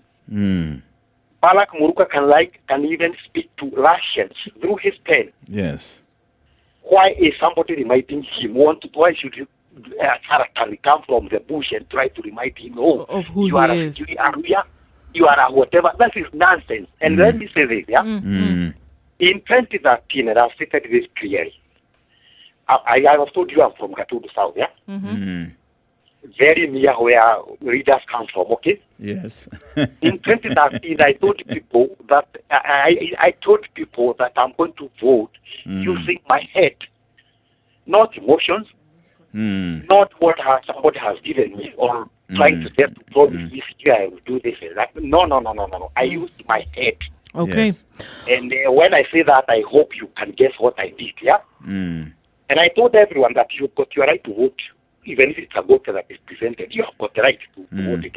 When that goes to the swear to the, we call it the swearing in a parliament, yeah, to take the oath, yeah. Yeah, Zachary, I want to hear also from Amani, but I think we're hearing what you're saying in this. But I want to hear from Amani as our time is running out really quickly here. Thank you. Thank you very much, Amani. Good morning. Let's hear from you really quickly as our minutes tick by. Amani. Oh, good morning, dude. Good morning. How are you? Good, thank you. Good morning, CT. Good morning, Amani. Good morning, Barack. Morning, Amani. Amani, you toned down a bit when you say good morning, Barack. I want you to say good morning, Barack. Good morning, Barack. Yeah, good morning, Amani. I know the other two. I'm so familiar with them. We sit together in the Situation Room regularly. So it's like a different relationship. but it's good to hear from you, Barack. Thank you, Although Amani. I do have a question about your ideology, why you've moved from Amani to UTA. Those ideological issues. Yes. But anyway, that's separate. We can also talk about that, Amani. We can. I have with time, yeah. Right now, it's about the elections, I think you're talking about, 2022? Possible to deliver free and fair elections in 2022. What's your take, Amani? Yes, we can do that for levels that don't really matter. When it comes to the presidential level, we are as tribalistic as you can ever get. Simply because we do not buy into the constitutional framework that said to Kenyans, because we are tribal, we need to have things called counties. Because counties and governors are people who will bring that development we keep fighting for at the presidential level right down to you. We never bought into that narrative. And that's a narrative that has to be sold. It has to be messaged day in, day out, night in, night out. Yeah. Without that, we're going to be completely tribalistic because a lot of times we've been socialized into being tribalistic. There's positive tribalism, whereby you're proud of your cultural background and cultural things, which is fine. But the negative tribalism is about you against someone else simply because of their tribe. There is no other criteria. Yes, there's no other criteria. And that's like racism. Yeah, you're just hated because you're either white or because you're black or because you're Indian. Yes. There's no other reason to it. Yeah. So that's basically what it's going to be in 2022. That presidential seat will be as hot as ever, and people will do whatever it takes to get it. Thank you very much for your comments this morning, Amani. Literally, Barack, I have 30 seconds for you to tell us. So, wrapping all of this together, what are a few things we must remember? For the first thing I want us to remember is that this problem is very wide. That in fact, when we talk about these challenges at the national level, they also exist at localized levels, you have seen that now even in the wards, there are problems. People are saying you're from this village. This thing is a cancer. It doesn't spare any cell in the body. And we have to get IBC back in order very quickly so that it starts addressing these concerns. Very issues. And talking about the body, CT, as we wrap up the show, can you remind us of today's proverb and open it up a little bit? Heads and... When the head is present, the knee does not wear the hat. When the head is present, the knee does not... Yeah, when the Does head not wear the hat. When the head is present, the knee does not wear the hat. Let me just throw in something as we go. The head cannot be the knee, neither can the knee be the head cannot be the knee, neither can the knee be the head. Absolutely. All right. Well, thanks, guys. We don't take it for granted that you join us every day on this show. There are many things that we've come up with today and, thought-provoking conversations. Barack, we want to say thank you for joining us today. It's been riveting to have you in the studio. The privilege of being here. As I said, it's been years since I last hosted a show. We hope to have you again in good time. Thanks again. Sugar and Spice comes up next, and then Sugar and Spice for Real comes in, and we will be with you again tomorrow at 6 o'clock. For now, guys, it is 10 o'clock.